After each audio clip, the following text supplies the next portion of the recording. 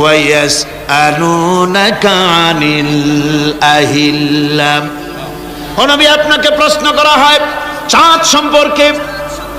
কাফেররা প্রশ্ন করেছে চাঁদের ক্রমবর্ধমান ক্রমহ্রাস কেন, চাঁদ বাড়ে কেন, কমে কেন, আপনারে জিজ্ঞাসা করা হয়। আপনি জবাবে বলুন, কুল হিয়া মাওয়াকিতু লিন্নাস। বলুন, এ চাঁদ হচ্ছে মাস, দিন, বছর গণনা করার জন্য, গোটা পৃথিবীবাসীর জন্য আমি একটা স্থায়ী ক্যালেন্ডার আকাশে ঝুলায় রাখছি। জোরে কান সুবহানাল্লাহ। বিনা পয়সার ক্যালেন্ডার কে ঝুলায় রাখছেন? আল্লাহ সুবহানাহু ওয়া তাআলা। তিনি ঝুলিয়ে রেখেছেন এই ক্যালেন্ডারকে। আর এই চন্দ্র সূর্য নিজের ইচ্ছা মাফিক চলতে পারে না। আল্লাহ পাক কোরআনে কারিমে বলেছেন, আফা গায়রা দীনিল্লাহি ইয়াবগুন ওয়ালাহু আসলামা মান ফিস সামাওয়াতি ওয়াল আরদি তাওআন ওয়া কারহা। তোমরা কি আমার দেওয়া জীবন ব্যবস্থা ছেড়ে দিয়ে মানুষের তৈরি করা, অন্যের তৈরি করা মতবাদ গ্রহণ করতে চাও? ওয়ালাহু আসলামা মান ফিস সামাওয়াতি ওয়াল আরদ। অথচ আকাশে যা কিছু আছে, জমিনে যা কিছু আছে, সব আমার কি করছে? আমার হুকুম মেনে, আমার আনুগত্য করে তারা চলছে। আনুগত্যের সামনে মস্তক অবনত করে দিয়েছে। তাই তো আমরা দেখতে পাই তাল গাছে কোনোদিন বেল হয় না। হয়? চট্টগ্রামে হয় বোধহয়। তাল গাছে বেল হয়? নারকেল গাছে আম হয়? নিম গাছে লিচু হয়? হয় না। আল্লাহর সুন্নতের ভিতরে কোনো পরিবর্তন পাওয়া যাবে না। দেখুন, বঙ্গোপসাগরের পানি মিষ্টি না নোনা? সবাই বলুন, মিষ্টি না নোনা? বঙ্গোপসাগরের নোনা পানি জোয়ারের টানে এই বঙ্গোপসাগরের নোনা পানিগুলি পদ্মা মেঘনা যমুনার ভিতরে প্রবেশ করে মিষ্টি পানির ভিতরে। আবার ভাটির টানে পদ্মা মেঘনা যমুনার পানিগুলি, মিষ্টি পানিগুলি নোনা পানির মধ্যে গিয়া ঢোকে। মাঝখানে কোনো পার্টিশন নাই। নোনা পানি মিষ্টি পানির এলাকাকে নোনা বানাতে পারে না, আবার মিষ্টি পানিগুলি গিয়া নোনা পানিগুলিরে মিষ্টি বানাইতে পারে না। কার হুকুম পালন করে? কার হুকুম? النجم والشجر يسجدان والسماء رفعها ووضع الميزان। তারকা বৃক্ষরাজি সব সেজদায় রত। তারাই সেজদা দেয় কারে? কারে সেজদা দেয়? চাঁদ সেজদা করে কাকে? সূর্য করে কাকে? গাছপালা করে কারে? আল্লাহ পাককে সেজদা করে সবাই। সমস্ত সৃষ্টি জগতের কাজ হলো তিনটা। সৃষ্টি জগতের কাজ কয়টা? তিনটি কাজ। একটা কাজ হচ্ছে সৃষ্টি জগৎ মহান আল্লাহর উদ্দেশ্যে সিজদা করবে, তার হামদ করবে, তার তাসবিহ করবে। তিনটা কাজ, সিজদা করবে, হামদ করবে, তাসবিহ করবে। এই তিনটা কাজ হচ্ছে সৃষ্টি জগতের। গোটা পৃথিবীর সব কিছু আল্লাহ পাককে সিজদা করছে।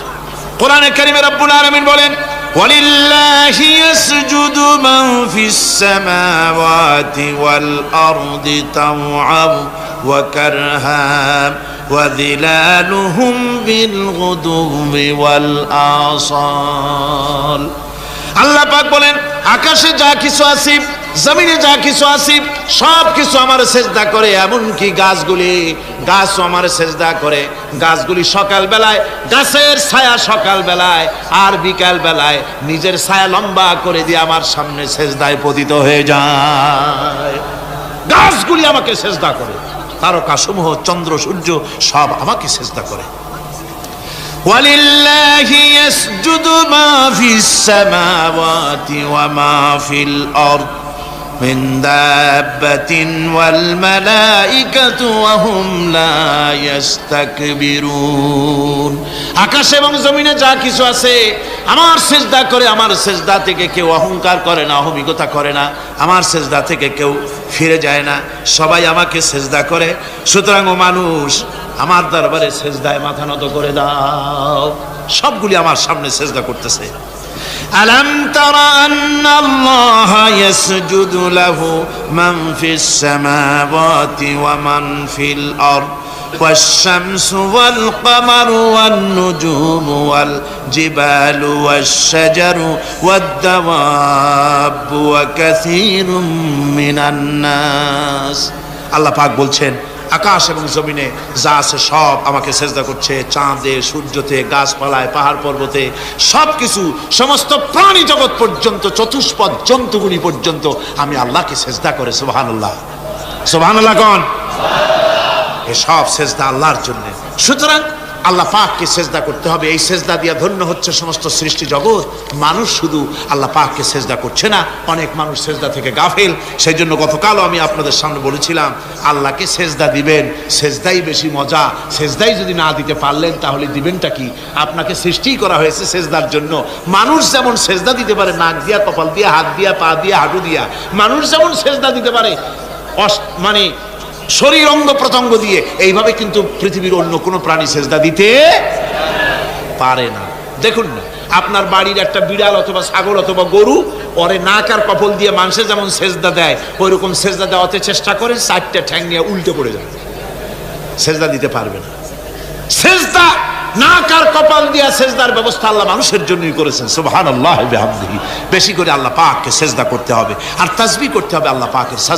তাসবিহ করবেন কার? ইউসাব্বিহু লিল্লাহি মা ফিস সামাওয়াতি ওয়া মা ফিল আরদ। সাব্বাহা ইউসাব্বিহু তাসবিহান। অতীতে তাসবিহ পড়েছে, বর্তমানে তাসবিহ পড়ছে, ভবিষ্যতেও তাসবিহ পড়বে। আল্লাহ যা আছে আকাশে, যা আছে জমিনে, তাসবিহ পড়বে কার? আল্লাহ পাকের তাসবিহ পড়বে। সুতরাং এই পৃথিবীতে যা আছে সব আল্লাহর তাসবিহ পড়ছে। আমরা বুঝি না, ওদের ভাষা বুঝি না।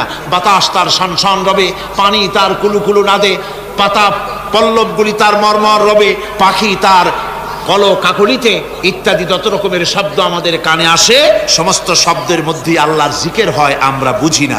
কোরআনে কারীম এ কথাটা এভাবে বলছেন, وَإِن مِّن شَيْءٍ إِلَّا يُسَبِّحُ بِحَمْدِهِ وَلَكِن لَّا تَفْقَهُونَ تَسْبِيحَهُمْ। যা আছে পৃথিবীতে, আকাশে, জমিনে, সব আমার তাসবিহ পড়ে, তোমরা বোঝো না। ওই ফাল্গুন মাসে, চৈত্র মাসে, বসন্তকালে গাছের ডালে ডালে কোকিল বসে ডাকে কুহু কুহু করে, তুমি শোনো কুহু কুহু, আসলে তো কুহু কুহু না, ওরা ডাকে আল্লাহু আল্লাহু। পড়েন সবাই, আল্লাহু আল্লাহু আল্লাহু আল্লাহু আল্লাহু। সব কিছু আল্লাহ পাকের জিকির করছে, আল্লাহর তাসবিহ করছে। والسماء رفعها ووضع الميزان ألا تطغوا في الميزان وأقيموا الوزن بالقسط ولا تخسروا الميزان। আকাশমণ্ডলকে তিনি সুউচ্চ করে রেখেছেন এবং মানদণ্ডকে তিনি প্রতিষ্ঠিত করেছেন। সুতরাং মানদণ্ডকে বিপর্যস্ত করো না, মানদণ্ডকে প্রতিষ্ঠিত করো। আর পাল্লার দাড়িকে খবরদার বাঁকা করে দিও না। এই যে মিজান শব্দ আল্লাহ তিনটি আয়াতে, তিন জায়গায় আল্লাহ মিজান শব্দ ব্যবহার করলেন। এই মিজান হচ্ছে মানদণ্ড। এই মানদণ্ড কি?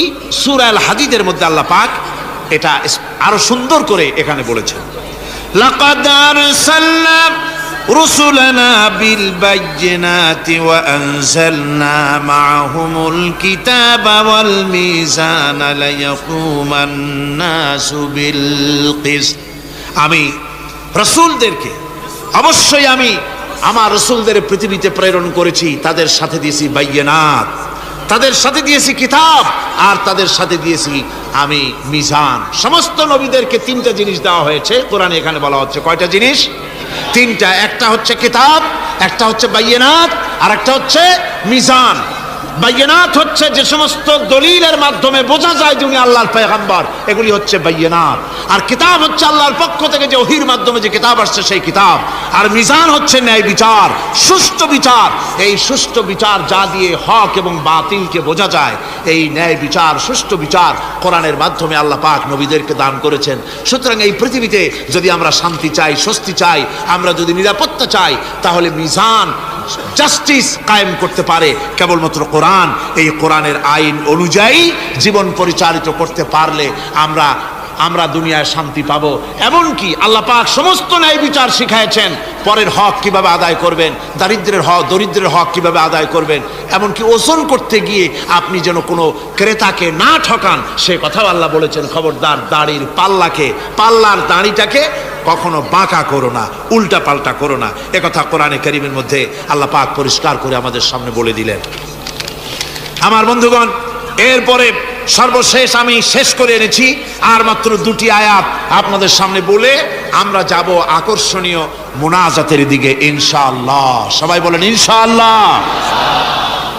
আল্লাহ রাব্বুল আলামিন এবার বলেন, ওয়াল আরদা ওয়াদাহা লিল আনাম ফিহা ফাকিহাতু ওয়ান নাখলু যাতুল আকমাম। আল্লাহ পাক বলছেন পৃথিবীকে তিনি সমস্ত সৃষ্টির জন্য এই পৃথিবী বানিয়েছেন। আনাম শব্দের অর্থ হচ্ছে জীব, জানদার। যত জানদার আছে সমস্ত জানদারদের জন্য আল্লাহ পাক এই পৃথিবীকে বানিয়েছেন। অর্থাৎ যাদের প্রাণ আছে, প্রাণী সময়ের জন্য আল্লাহ যা সৃষ্টি করেছেন সেটা হলো এই পৃথিবী। এই পৃথিবী ছাড়া অন্য কোথাও কোন প্রাণী বসবাসের উপযোগী করে আল্লাহ তৈরি করেন নাই। এই পৃথিবীটা কি আল্লাহ পাক প্রাণীদেরকে বসবাসের উপযোগী করে তৈরি করেছেন।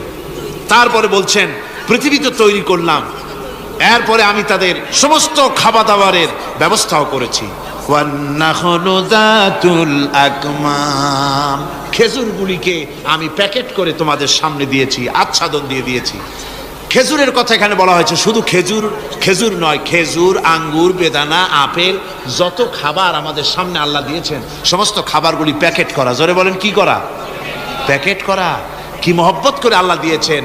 কলা বলেন, তাল বলেন, বেল বলেন, সব খাবারগুলিকে আল্লাহ পাক প্যাকেট করে মানুষের সামনে হাজির করেছেন। কারণ ওয়ালাকাদ কাররামনা বানি আদমা, যেহেতু আদম সন্তানকে আমি সম্মানিত করেছি, তাই আদম সন্তানের সামনে, ভদ্র সম্মানিত মেহমানের সামনে যত খাবার দিলাম সব খাবারগুলিকে আমি গুছিয়ে সুন্দর করে সাজিয়ে আমি কভার করে তোমার সামনে পেশ করেছি। ওয়াল হাব্বুজুল আসফি ওয়ার রাইহান, এরপরে দানা দিয়েছি, ভুসি দিয়েছি।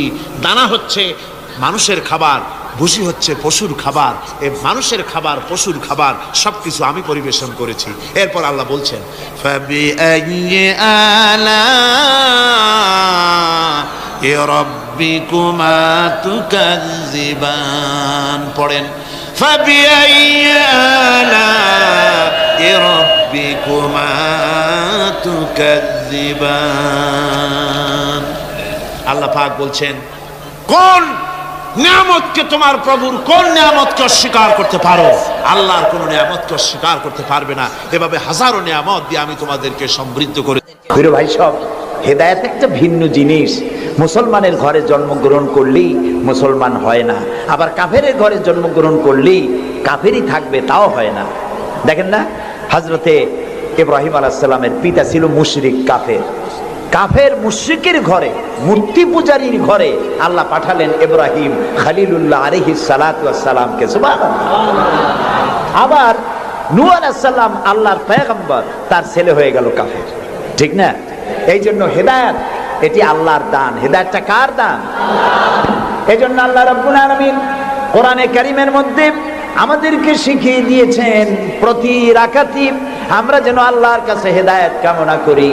ইহদিনাস সিরাতাল মুস্তাকিম। পড়েন ইহদিনাস সিরাতাল মুস্তাকিম সিরাতাল্লাযীনা আন'আমতা আলাইহিম গায়রিল মাগদুবি আলাইহিম ওয়ালাদ-দাল্লিন। আমিন। হায় আল্লাহ, তুমি আমাদেরকে হেদায়েত দাও, হেদায়েতের রাস্তা দেখাও। ওই পথ, যে পথ নবিয়্যিন, সিদ্দিকিন, শুহাদা, সালেহিন, তাদের পথ আমাদের দেখাও। আর যারা অভিশপ্ত, যারা বিপদগ্রস্ত, পথগ্রস্ত, সে পথে আমি চলতে চাই না। নবীদের পথ আমাদেরকে দেখাও। হেদায়েত পাওয়া যত কঠিন, হেদায়েতের উপরে টিকে থাকা ততোধিক কঠিন। সেই জন্য আল্লাহ তাআলা হেদায়েত প্রাপ্তদের জন্য একটা দোয়া শিখিয়ে দিয়েছেন। এই দোয়াটা করো যাতে তোমরা হেদায়েতের উপরে টিকে থাকতে পারো। দোয়াটা কি? রব্বানা লা তুযিগ কুলুবানা বা'দা ইয হাদাইতানা ওয়া হাব লানা মিন লাদুনকা রাহমাতান ইন্নাকা আনতাল ওয়াহ্হাব। আয় আমার রব, তুমি আমাকে যখন দয়া করে হেদায়েতের রাস্তা দিয়েছো, আল্লাহ তুমি আমাকে হেদায়েত থেকে বিগড়ে দিও না। বলেন আমিন। নবী করিম সাল্লাল্লাহু আলাইহি সাল্লামের কাছে কোরআন নাজিল হচ্ছে, কে এনে দিচ্ছে?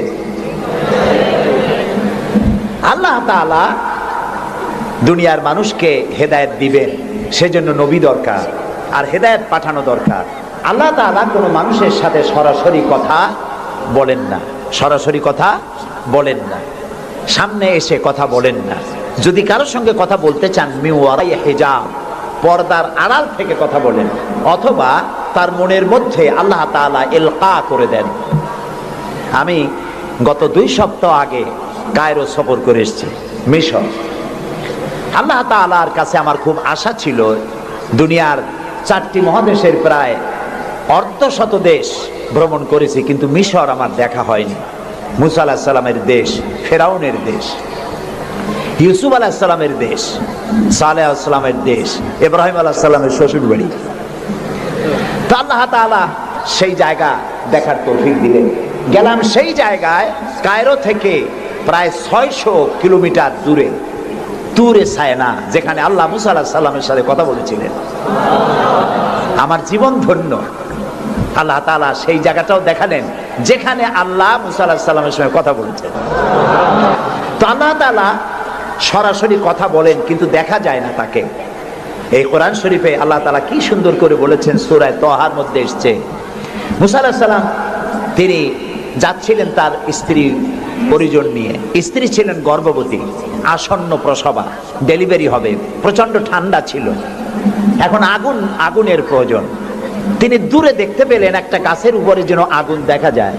তিনি ছুটলেন সেই আগুনের পানে এবং বললেন, ফাকালা লি আহলিহিম কুসু ইন্নী আনাস্তু নারান লাআল্লি আতিকুম মিনহা বিকাবাসিন আও আজিদু আলান নারি হুদা। তোমরা এখানে অপেক্ষা করো, আমি তো এই আগুনের মতো কি একটা দেখতেছি, আমি ওখানে যাই, হয়তো আগুন আনতে পারবো, অথবা কোনো একটা রাস্তা একটা কিছু পেয়ে যাবো। ফালাম্মা আতাহা নুদিয়া ইয়া মূসা ইন্নী আনা রাব্বুক ফাখলা নালাইক ইন্নাকা বিল ওয়াদিল মুকাদ্দাসি তুয়া। ও মূসা, যেটারে আগুন মনে করছো, এটা আগুন না, এটা আমি তোমার রব। ফাখলা নালাইক, জুতা খোলো, ইন্নাকা বিল ওয়াদিল মুকাদ্দাসি তুয়া, এটা হলো পবিত্র উপত্যকা। আমি যখন সেই পবিত্র উপত্যকায় গেছি, এদিকে তুরে সায়না, এদিকে আরেকটা পাহাড়, মাঝখানে 2 পাহাড়ের মাঝখানের সমতল ভূমিকে উপত্যকা বলা হয়। আমার এই আয়াত মনে পড়লো, সাথে সাথে জুতা খুলে ফেলে দিলাম। মুসা আলাইহিস সালামকে আল্লাহ বলেছেন, ফাখলা নালাইক, জুতা খোলো। আমি আমার সাথীরা জুতা খুলে এগিয়ে গেলাম। আমার এক সাথী ছিলেন চট্টগ্রাম ইন্টারন্যাশনাল ইসলামিক ইউনিভার্সিটির কোরআনিক সায়েন্সের চেয়ারম্যান অধ্যাপক গিয়াসউদ্দিন তালুকদার। তাকে আজান দিতে বললাম, তিনি আজান দিলেন ওয়াদিল মুকাদ্দাসে। আজান দিয়ে সেখানে আমরা জোহরের নামাজ আদায় করলাম, জোহর আসর জামআন ওয়া কাসরান আদায় করে নিলাম। তারপরে চলে গেলাম সেই জায়গায় যেখানে আল্লাহ তাআলা কথা বলেছিলেন, সেই জায়গাটা এখনো আছে। সুবহানাল্লাহ। আল্লাহ তাআলা বলছেন, ওয়া নাখতারতুকা ফাসতামি লিমা ইউহা। ও মুসা, আমি তোমাকে আমার জন্য বাছাই করছি। সুবহানাল্লাহ। আমি তোমাকে আমার জন্য বাছাই করেছি, এখন তুমি শোনো আমি কি বলি। ইন্নানি আনাল্লাহ, আমি আল্লাহ। সুবহানাল্লাহ, সুবহানাল্লাহ। আমি আল্লাহ, লা ইলাহা ইল্লা আনা, আমি ছাড়া কোনো ইলাহ নাই। ফাবুদনি ওয়া আকিমিস সালাতা লিযিকরি, অতএব আমার ইবাদত করো আর আমার শরণার্থে নামাজ কায়েম করো। সুবহানাল্লাহ। ওইখানে দেখলাম 2টা ধর্মীয় প্রতিষ্ঠান, একটা হলো মসজিদ আর একটা হলো গির্জা, একদম গায়ে গায়ে লাগানো। দুনিয়ার ইহুদি, খ্রিস্টান আর মুসলমানেরা এক জায়গায় নামাজ পড়তেছে আর যার যার মতো ইবাদত করতেছে, কোনো ঝগড়া নাই। ইহুদিরাও যাচ্ছে আর খ্রিস্টানেরও যাচ্ছে, মুসলমানেরও যাচ্ছে। আমি সেখানে একটা বক্তব্য রাখলাম, বললাম দুনিয়ার ঐক্য, কোন রাজনৈতিক ঐক্যে পৃথিবীর মানুষকে ঐক্য বানাতে পারবে না, ইসলাম দিয়ে ঐক্য করা যাবে, এটাই হলো তার প্রমাণ। পৃথিবীর শ্রেষ্ঠ জাতি এই 3টি, মুসলমান, খ্রিস্টান, ইহুদি, এই সেরা পৃথিবীতে রাজত্বকারী ক্ষমতা বিস্তারকারী শক্তি মিলিত হয়েছে ওয়াদে মুকাদ্দাসে। এই তিন শক্তি একত্রিত হয়ে আল্লাহর ইবাদত করতেছে, মারামারি নাই, কাটাকাটি নাই। সুতরাং ধর্মভিত্তিক ঐক্যই পৃথিবীকে শান্তির নিবাস বানাতে পারে। সেখান থেকে সে সফর কাহিনী অনেক লম্বা, আমি বই একটা লিখতেছি, আপনারা দোয়া করেন যেন সেটা বের করতে পারি। তারপরে চলে গেলাম মিউজিয়ামে, পিরামিড দেখলাম, নীল নদ দেখলাম, আল্লাহ দেখাইলেন। আমি যখন মিউজিয়ামে ঢুকেছি তখন আমাদের 70 পাউন্ড, মিশরীয় পাউন্ড, 70 পাউন্ড, 40 পাউন্ড টিকিট পারিচ। যখন ভিতরে ঢুকলাম তখন শয়তানকে দেখার জন্য আরো অতিরিক্ত 80 পাউন্ড দেওয়া লাগবে। তা আমি চিন্তা করলাম যে পয়সা খরচ করা অপচয় হবে না, কারণ আল্লাহ তাআলা বলেছেন কুল সিরু ফিল আরদ ফানজুরু কাইফা কানা আকিবাতুল মুকাদ্দিবিন। আল্লাহ তাআলা বলেছেন আমার জমিন ভ্রমণ করো আর মহাসত্যের অস্বীকারীদের কি পরিণতি করেছি তা দেখো আর তার দ্বারা শিক্ষা গ্রহণ করো। কাজে আল্লাহ দেখতে কইছে, শয়তান দেখা দরকার। ভিতরে ঢুকে দেখলাম গ্লাসের বক্স, সেখানে মিস্টার ফিরাউন চিতই শুয়ে আছে। হায় আল্লাহ, আল্লাহ শুটকি বানাই থুইছে, কাপড় দিয়ে জড়ানো, পাও দুইটা বাইর করা, হাত দুইটা বাইর করা, ঘাটটা এত বড় লম্বা, এরকম চিকুন, কল্লাটা আছে, একটা দাঁত আছে মুখে, হাতে পায়ে কিছু নখও আছে, মাথায় কিছু চুলও আছে। হাজার হাজার বছর আগের লাশ। মুসা আলাইহিস সালামকে যখন তাড়ায় নিয়ে গেল লোহিত সাগরের কেরানায় মুসা আলাইহিস সালাম বসেছিলেন তার উম্মতদের নিয়ে। ফেরাউন 3 দিক থেকে আক্রমণ করলো। এই কোরআন বর্ণনা, এটা কি কোরআন? আল্লাহ তাআলা বলছেন, ও নবী তুমি তো তখন সেখানে উপস্থিত ছিলে না যখন ফেরাউন তার দলবল নিয়ে মুসা আলাইহিস সালামকে তাড়া করেছিল সেই তুরে সায়নায়, তুমি উপস্থিত ছিলে না। আমি ওহী দিয়া, কোরআন দিয়া তোমাকে ইতিহাস জানাইছি। সুবহানাল্লাহ। সেই লোহিত সাগরের পারে গেলাম যেখানে তাকে ঘিরে ফেলানো হয়েছিল। মুসা আলাইহিস সালাম এবং তার সাথীরা বললেন, ইয়া মুসা ইন্না লামুদরাকুন, হে মুসা আমরা তো পাকড়াও হয়ে গেলাম, সারাশি আক্রমণ করা হয়েছে, আমাদেরকে পালাবার কোনো জায়গা নাই। মুসা আলাইহিস সালাম আল্লাহর পয়গম্বর। কার নবী? আল্লাহর পয়গম্বর। মুসা আলাইহিস সালাম বললেন, কাল্লা রব্বি সায়াহদিন, ভয় পাইও না, অবশ্যই আল্লাহ তাআলা আমাদেরকে পথ বের করে দেবেন। 3 দিকে কি শত্রু, 3 দিকে কি, আর একদিকে কি নদী না সাগর। আপনারা মনে করছেন নীল দরিয়া পার হয়েছে বুঝি মুসার তারা খায়া? সাগর, লোহিত সাগর, রেড সি। 3 দিকে শত্রু, একদিকে সাগর, পালাবার রাস্তা আছে। আল্লাহর পয়গম্বর বলছেন কোনো ভয় নাই, অবশ্যই রব্বি সায়াহদিন, অবশ্যই আল্লাহ আমাদের পথ বের করে দেবেন। আল্লাহ তাআলা খুশি হয়ে গেলেন। সুবহানাল্লাহ। আল্লাহ এটাই চান, আল্লাহ এটাই চান। বাপে করে কি, বাপে মায় ছোট্ট বাচ্চা দাঁড়ায় তো পড়ে যায়, ওঠে তো পড়ে, এইরকমের অবস্থায় টেবিলের পাশে খাড়া করে দেয়, দূরের থেকে হাত পাতে। বাপের ইচ্ছা কি যে লাভ দুক আর দাঁত ভাঙুক? না, ওর সাহস দেওয়ার জন্য, ওর সাহস হোক সেই জন্য টেবিলের কোণায় দাঁড় করে দূরের থেকে হাত পাতে। যেটা সাহসী সে জাম করে পড়ে বাপের কোলে। আল্লাহ তাআলা বিপদের প্রান্তে দাঁড় করিয়েছেন, বিপদের বর্ডারে দাঁড় করিয়ে সাহস পরীক্ষা করছেন। সুবহানাল্লাহ। মুসা আলাইহিস সালাম সাহসের পরীক্ষায় পাশ করেছেন। আল্লাহ তাআলা হুকুম করলেন, তোমার আশা দিয়ে বাড়ি মারো, আঘাত দাও। আল্লাহ তাআলা সমুদ্রকে ভাগ করে দিলেন। সুবহানাল্লাহ। সমুদ্র ভাগ হয়ে গেল। এগুলি গল্প কি? কোরআন। কোরআন। সাগর ফেটে গেল। মুসা আলাইহিস সালাম আর তার দলবল নিয়ে সাগরের মাঝখানে চলে গেছেন। ফেরাউন তার দলবল নিয়ে এসে দেখে, বাহ, এ তো ভালোই, রয়্যাল রোড। ও মনে করছে ওর বাজানের তৈরি করার রাস্তা। ওর সমস্ত সেনাবাহিনী নিয়ে নেমে পড়েছে। যেই না সাগরের মাঝখানে আসছে, মুসা আলাইহিস সালাম তার দলবল নিয়ে উপার চলে গেছেন। আল্লাহ হুকুম করলেন, যিনি হুকুম করেছিলেন সাগর ফেটে যা, মুসার জন্য রাস্তা বানায় দে, সেই আল্লাহ বললেন সাগর রাস্তা বন্ধ করে দে। রাস্তা বন্ধ হয়ে গেল। এখন ফেরাউন আর তার দলবল পানিতে চুপনি খাইতে খাইতে সাথের লোকেরা সব শেষ। এখন ফেরাউন একা সমুদ্রের ঢেউতে ডুবে আর ওঠে, পানি খেতে খেতে পেটটা পুটকা মাছের মতো মোটা হয়ে গেছে। দেখে যে জান আর টেকে না, নাক দিয়েও পানি পড়ে, কান দিয়েও পানি পড়ে। এখন বলছে আমান্তু, না না না না, হাফেজ নাই? হ্যাঁ, আমানাত বিহি বানু ইসরাইল, ঈমান আনলাম সেই আল্লাহর উপরে যে আল্লাহর উপর ঈমান আনছে বনি ইসরাইলেরা, তার উপর ঈমান আনলাম। আল্লাহ তাআলা বললেন আল আন, এখন ওয়াকাদ আসাইতা কাবলু ওয়া কুনতা মিনাল মুফসিদিন। ও বলল আনা মিনাল মুসলিমিন। আল্লাহ আমি তো কলেমা পড়লাম আর তো মুসলমান হইলাম, এখনো সুবাও কে? আল্লাহ কয় এখন ওয়াকাদ আসাইতা কাবলু, এর আগে তুমি আমার সাথে বিরোধিতা করেছো, বিদ্রোহ করেছো, আমার মানুষের উপর অত্যাচার করেছো।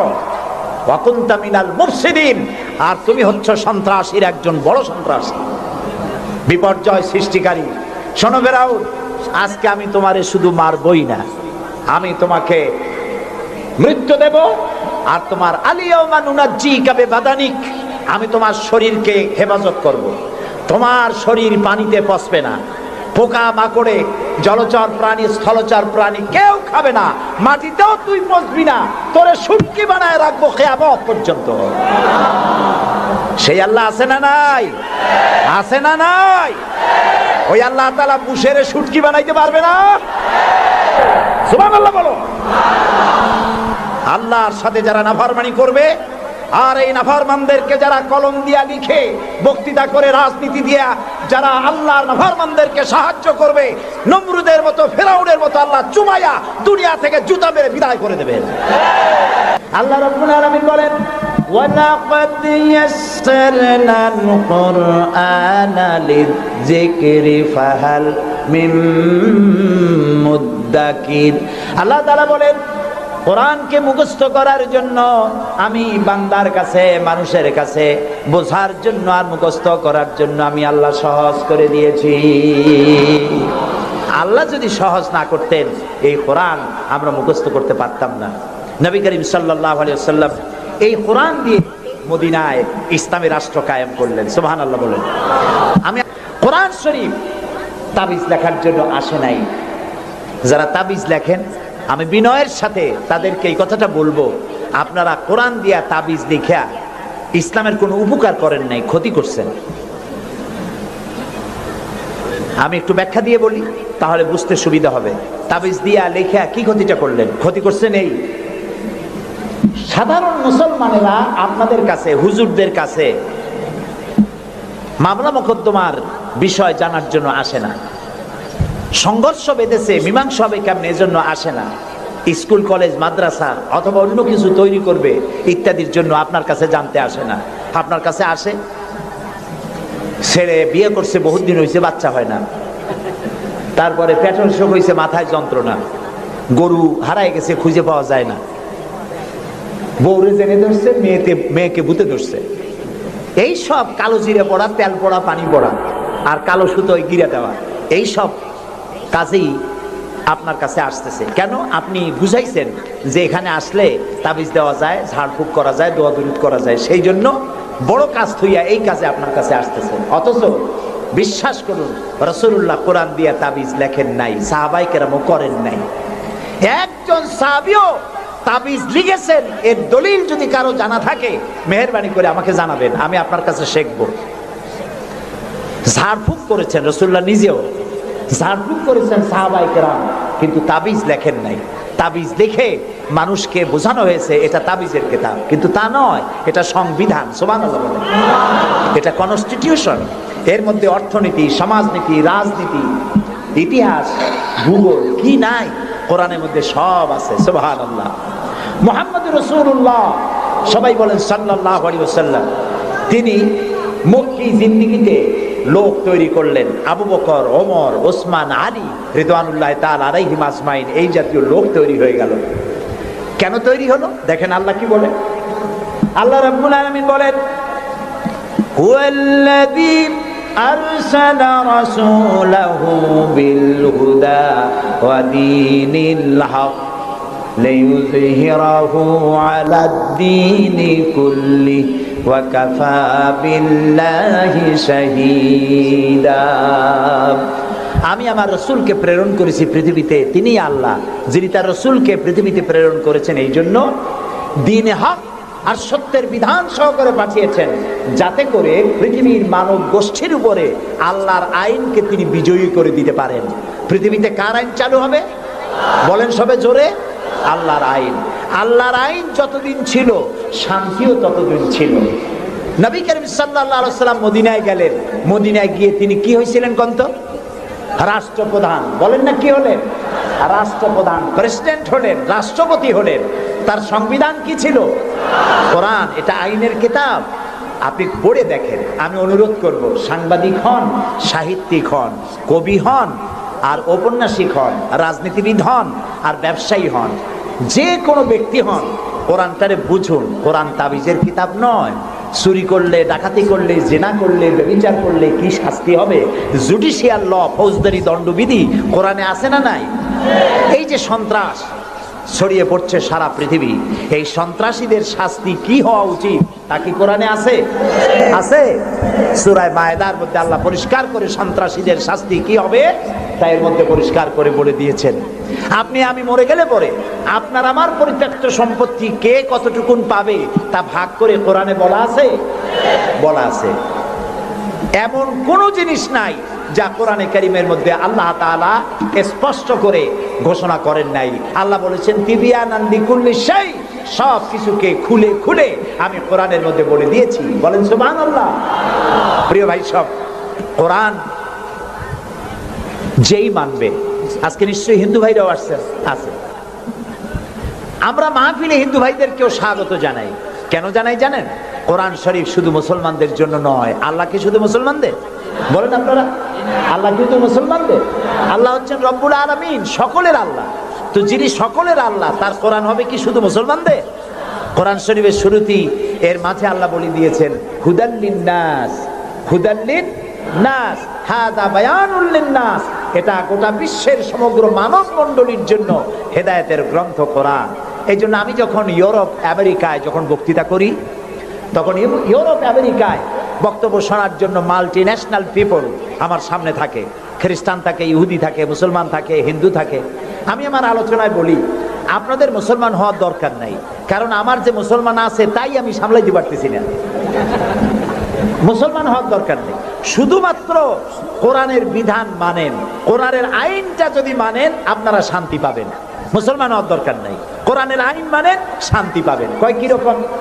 আমি বলি দেখেন, সুদ, সুদ হালাল না হারাম? এই সুদ দিয়ে মানুষ শোষিত হয় না উপকৃত হয়? শোষিত হয়। কারা শোষিত হয়? গরিবরা। কারা শোষিত হয়? গরিবেরা। দেখেন, আল্লাহ যা বানায় শয়তান তার উল্টো একটা বানায়। আল্লাহ বানিয়েছেন জাকাত ভিত্তিক অর্থ ব্যবস্থা। জাকাত হলো ধনীদের কাছ থেকে নাও, গরিবদের দাও। আর সুদ হলো এর উল্টা, গরিবদের কাছ থেকে নাও, ধনীদের দাও। এটা হলো শয়তানের বানানো। এখন ব্যাংকের থেকে সুদ নেয় গরিবেরা, নিয়ে সার কিনলো, বীজ কিনলো, হালের বলদ কিনলো, জমিন চাষ করলো, ফসল বুনলো, কিন্তু অনাবৃষ্টি অতিবৃষ্টির কারণে ফসল হলো না। ব্যাংকের সুদ মাফ হবে? হবে না। সুদ চাপ সৃষ্টি করা হবে দেওয়ার জন্য। যদি না দেয় তাহলে বাকি হালের বলদ বেচা লাগবে, বইয়ের সোনার শেষ চুরি গাছা, ভিটে বাড়ি বিক্রি করে ব্যাংকের সুদ পরিশোধ করতে হবে। ব্যাংকে টাকা রাখছিল কারা? বুঝেন না কেন? কারা রাখছিল? তাদের টাকা আরো বাড়লো, আর গরিবের টাকা যা ছিল তাও শেষ হয়ে গেল। এখন দেখেন আল্লাহ কি বলেন। আল্লাহ রাব্বুল আলামিন বলেন ওয়াহাল্লাল্লাহুল বাইআ ওয়া হাররামার রিবা। আল্লাহ তাআলা বলেন আমি সুদকে হারাম করেছি আর ব্যবসাকে করেছি হালাল। সুদ হারাম। কত বড় হারাম? রাসূলুল্লাহ বলেছেন সুদের মধ্যে ৭০টি গুনাহ, তার ৭০ গুনাহ হলো নিজের গর্ভধারিণী মাকে বিবাহ করা। নাউযুবিল্লাহ। ঘৃণার সাথে বলেন নাউযুবিল্লাহ। এই মারাত্মক গুনাহ, এই সুদ যদি বাংলাদেশে রাষ্ট্রীয়ভাবে বন্ধ করা হয় তাহলে উপকৃত হবে শুধু মুসলমানেরা। হিন্দুরা হবে না, খ্রিস্টান হবে না, বৌদ্ধরা হবে না। এখন এটারে কেমনে বন্ধ করবেন? কোন সুদ কেমনে বন্ধ করবেন?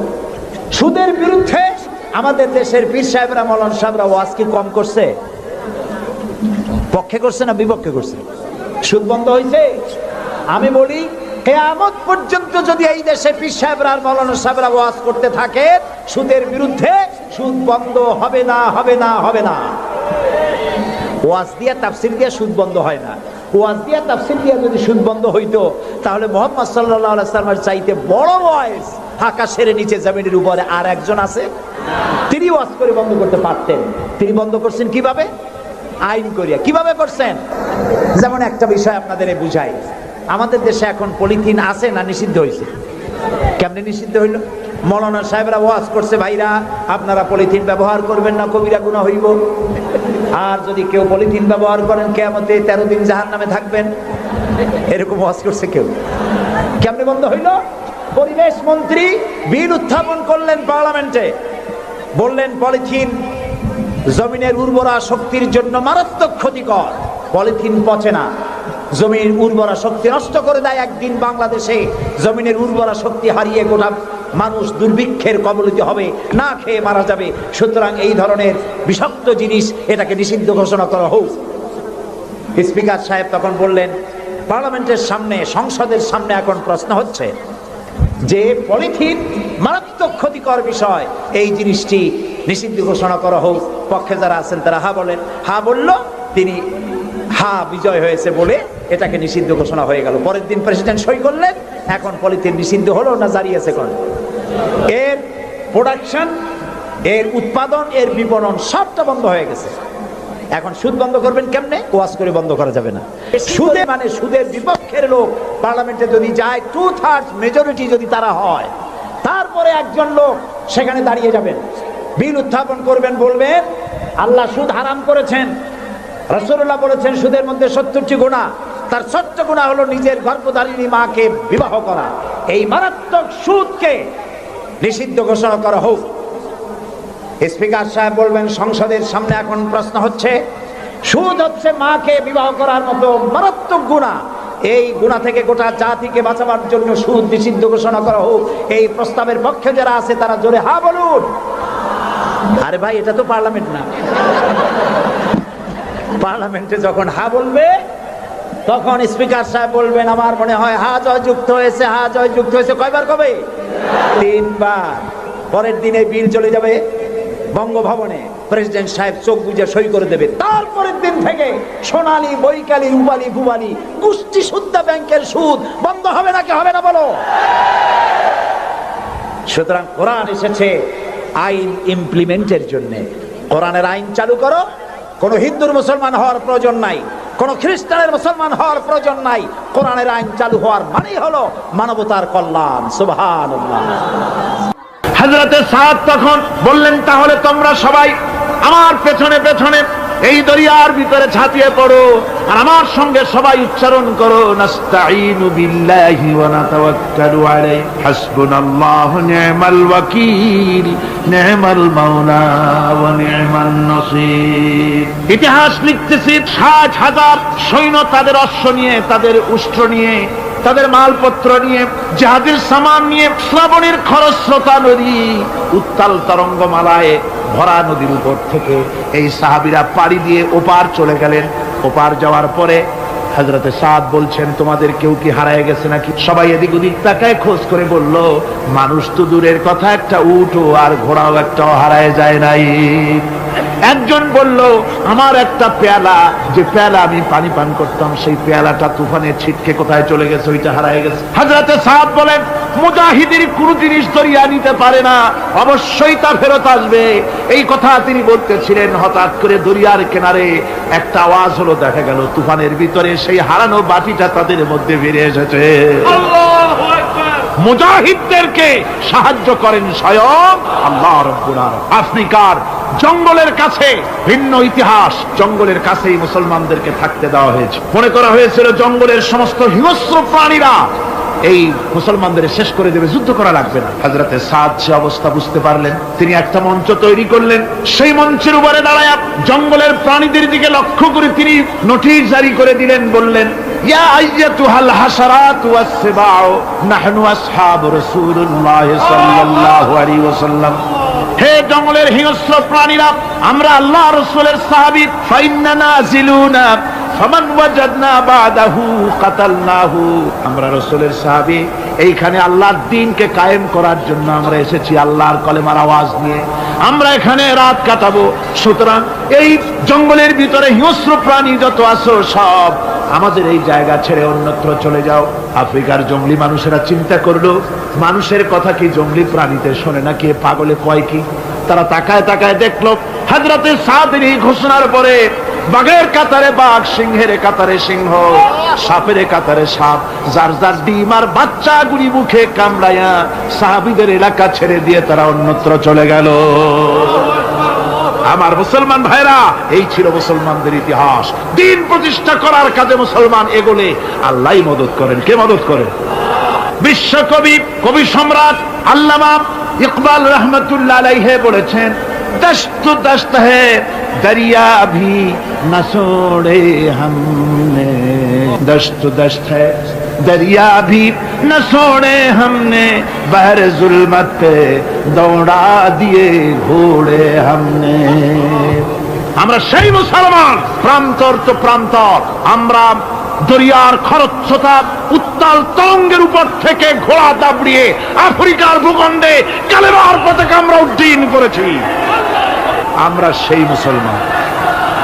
একটুখানি জিকির করেন, লা ইলাহা ইল্লাল্লাহ, লা ইলাহা, লা ইলাহা ইল্লাল্লাহু মুহাম্মাদুর রাসূলুল্লাহ।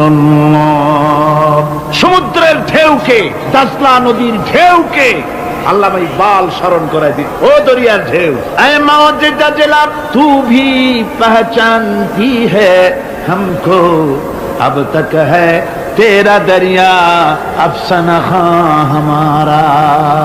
হে টাইগ্রিসের উত্তাল উত্তাল তরঙ্গমালা, নিশ্চয় তোমার ভুলে যাওয়ার কথা নয় যে তোমার উপর থেকেই আমরা দরিয়া পার হয়ে উপরে গিয়ে কালেমার পতাকা উড্ডীন করেছিলাম। আমরা সেই মুসলমান।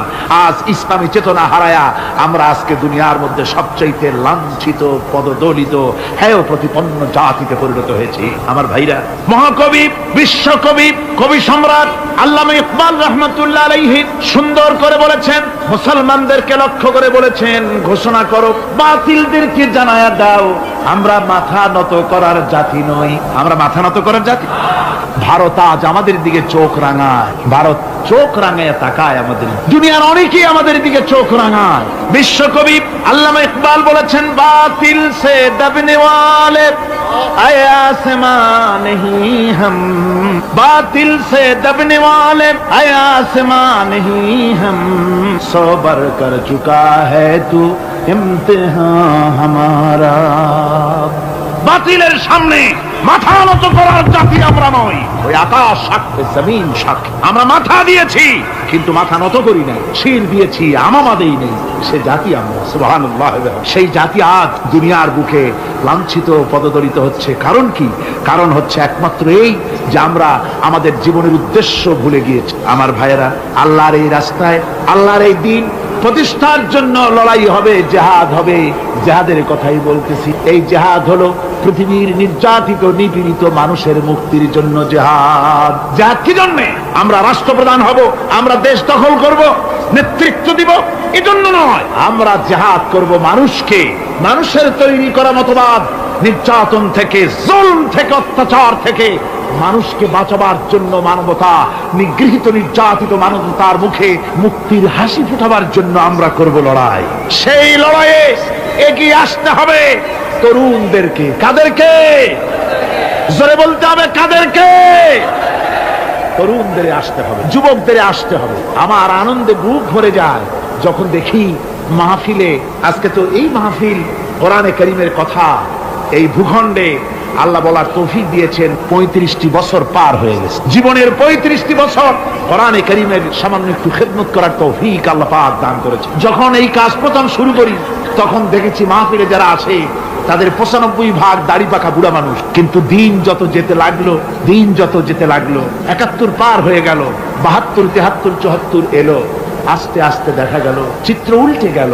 আজ মসজিদে তরুণদের জন্য জায়গা পাওয়া যায় না, যারা মসজিদে যায় সব তরুণ।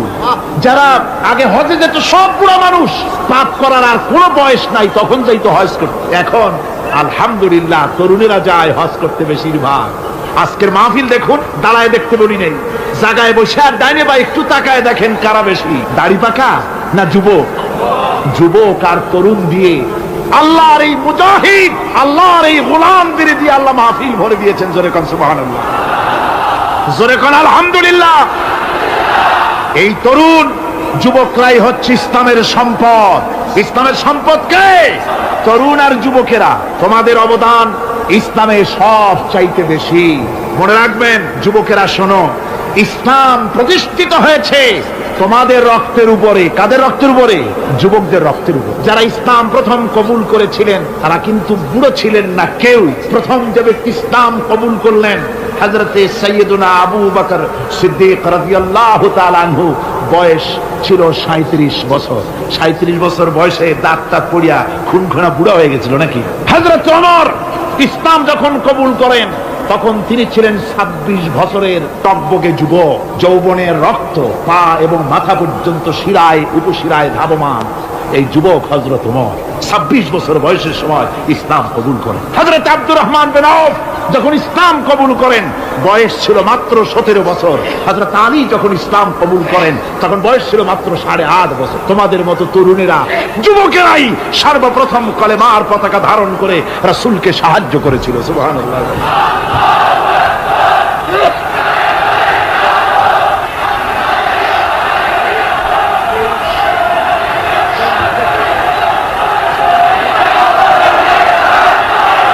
আমার মুসলমান ভাইয়েরা থামুন, আমার ভাইয়েরা, যুবকদের অবদানই চিরকাল ইসলামে বেশি ছিল। তাই বলে যারা বৃদ্ধ মানুষ তাদের কিন্তু কোনো মন খারাপ করার কোনো কারণ নাই, ঠিক কিনা? যেহেতু আমরা যারা বয়সের প্রান্তে এসে গেছি আমরাও ওই যৌবন কালটা পেরিয়ে এসেছি, ঠিক কিনা? আরেকটি কথা, কিয়ামতের দিন কোন বুড়ো মানুষ বেহেশতে যাবে না, সব যুবকরা যাবে। বেহেশতে যাবে কারা? বুড়োরা বোধহয় ভয় পেয়ে গেছে। রাসূল পাক সাল্লাল্লাহু আলাইহি ওয়াসাল্লাম বলেছেন, আমার কথা না, হুজুর বলেছেন কোন বুড়ো মানুষ বেহেশতে যাবে না, কোন কালো মানুষ বেহেশতে যাবে না। এখন রাসূল যদি বলেন তার কথাই তো আইন। হুজুর বলেন কালো মানুষ বেহেশতে যাবে না, একটা কালো মানুষ কান্দিয়ে তো পড়ি। হুজুর বলেন কেঁদো না, তুমি যখন বেহেশতে যাবে চাঁদের মতো সুন্দর চেহারা নিয়ে বেহেশতে যাবে। বুড়ার কান্না দেখে হুজুর বলছেন কেঁদো না, তুমি যখন বেহেশতে যাবে আল্লাহ তোমার যুবক বানায় পাঠায় দিবে। যেহেতু বেহেশত হচ্ছে যুবকদের জন্য। সুবহানাল্লাহ। অত নাজ নিয়ামত, অত আনন্দ, বুড়া মানুষে তো খাইয়ে খুঁয়ে বেহেশত নষ্ট করি ভালো। এই জন্য যৌবন দরকার, স্বাস্থ্য দরকার বেহেশত উপভোগ করার জন্য। সেই জন্য বেহেশতে যাবে কারা? তরুণেরা যাবে। কারা যাবে? তরুণ তরুণী দিয়ে আল্লাহ পাক বেহেশত ভরে ফেলবেন। সুবহানাল্লাহ। আমার তরুণেরা, যুবকেরা শোনো, রাসূলুল্লাহ তোমাদের কত সম্মান দিয়েছেন। কে সম্মান দিয়েছে? রাসূলুল্লাহ এক জায়গায় বক্তৃতা করছে, এমন সময় দেখা গেল একজন তরুণ সাহাবী, নাম তার জারীর রাদিয়াল্লাহু তাআলা। চাঁদের মতো চেহারা তার ছিল, খুব সুন্দর চেহারা ছিল তার। হযরত জারীর বসতে না পেরে জায়গা পায় না, দাঁড়ায় আছে। রাসূল নিজের গায়ের চাদরটা খুলে জারীরের দিকে নিক্ষেপ করলেন, বললেন, জারীর দাঁড়িয়ে আছো, আমার চাদরের উপরে বসো। সুবহানাল্লাহ। হযরত জারীর রাসূলুল্লাহর চাদর নিয়ে চুমা খাইতে লাগলেন আর বললেন, আকরামাকাল্লাহ কামা আকরামতানি ইয়া রাসূলুল্লাহ। হে রাসূল, আল্লাহ আপনার সম্মান আরো অনেক বাড়িয়ে দিন, যেমন আপনি আমাকে মর্যাদা দিলেন। হে রাসূল, আপনার চাদরে পৃথিবীর কোনো মানুষ বসতে পারে? আমার তরুণ ভাইয়েরা, আমার যুবক ভাইয়েরা, তোমাদেরকে রাসূল মহব্বত করতেন, ভালোবাসতেন সবচেয়ে বেশি। তোমরা আজ বাতিলের শিকার। কার শিকার? বাতিলের শিকার। তোমাদেরকে কি দেওয়া হয়? যে সব রাজনৈতিক দলের যুবক যারা তোমরা এখানে আছো, জিজ্ঞেস করি তোমাদের নেতারা তোমাদেরকে কি দেয়? দেয় অস্ত্র, দেয় টাকা, দেয় নারী ভোগ করার জন্য পয়সা, তোমাদের চরিত্র ধ্বংস করার জন্য সব রকমের হাতিয়ার তুলে দেয়। তোমাদের হাতে শোভা পায় কলম, হাতে শোভা পায় খাতা, হাতে শোভা পায় বই। বই খাতা কলমের পরিবর্তে তোমাদের নেতারা তোমাদের হাতে তুলে দেয় স্টেন গান, তুলে দেয় হেরোইন, তুলে দেয় টাকা। এরা তোমাদের নেতা নয়, এরা তোমাদের জীবনের দুশমন। জনগণেরা কি?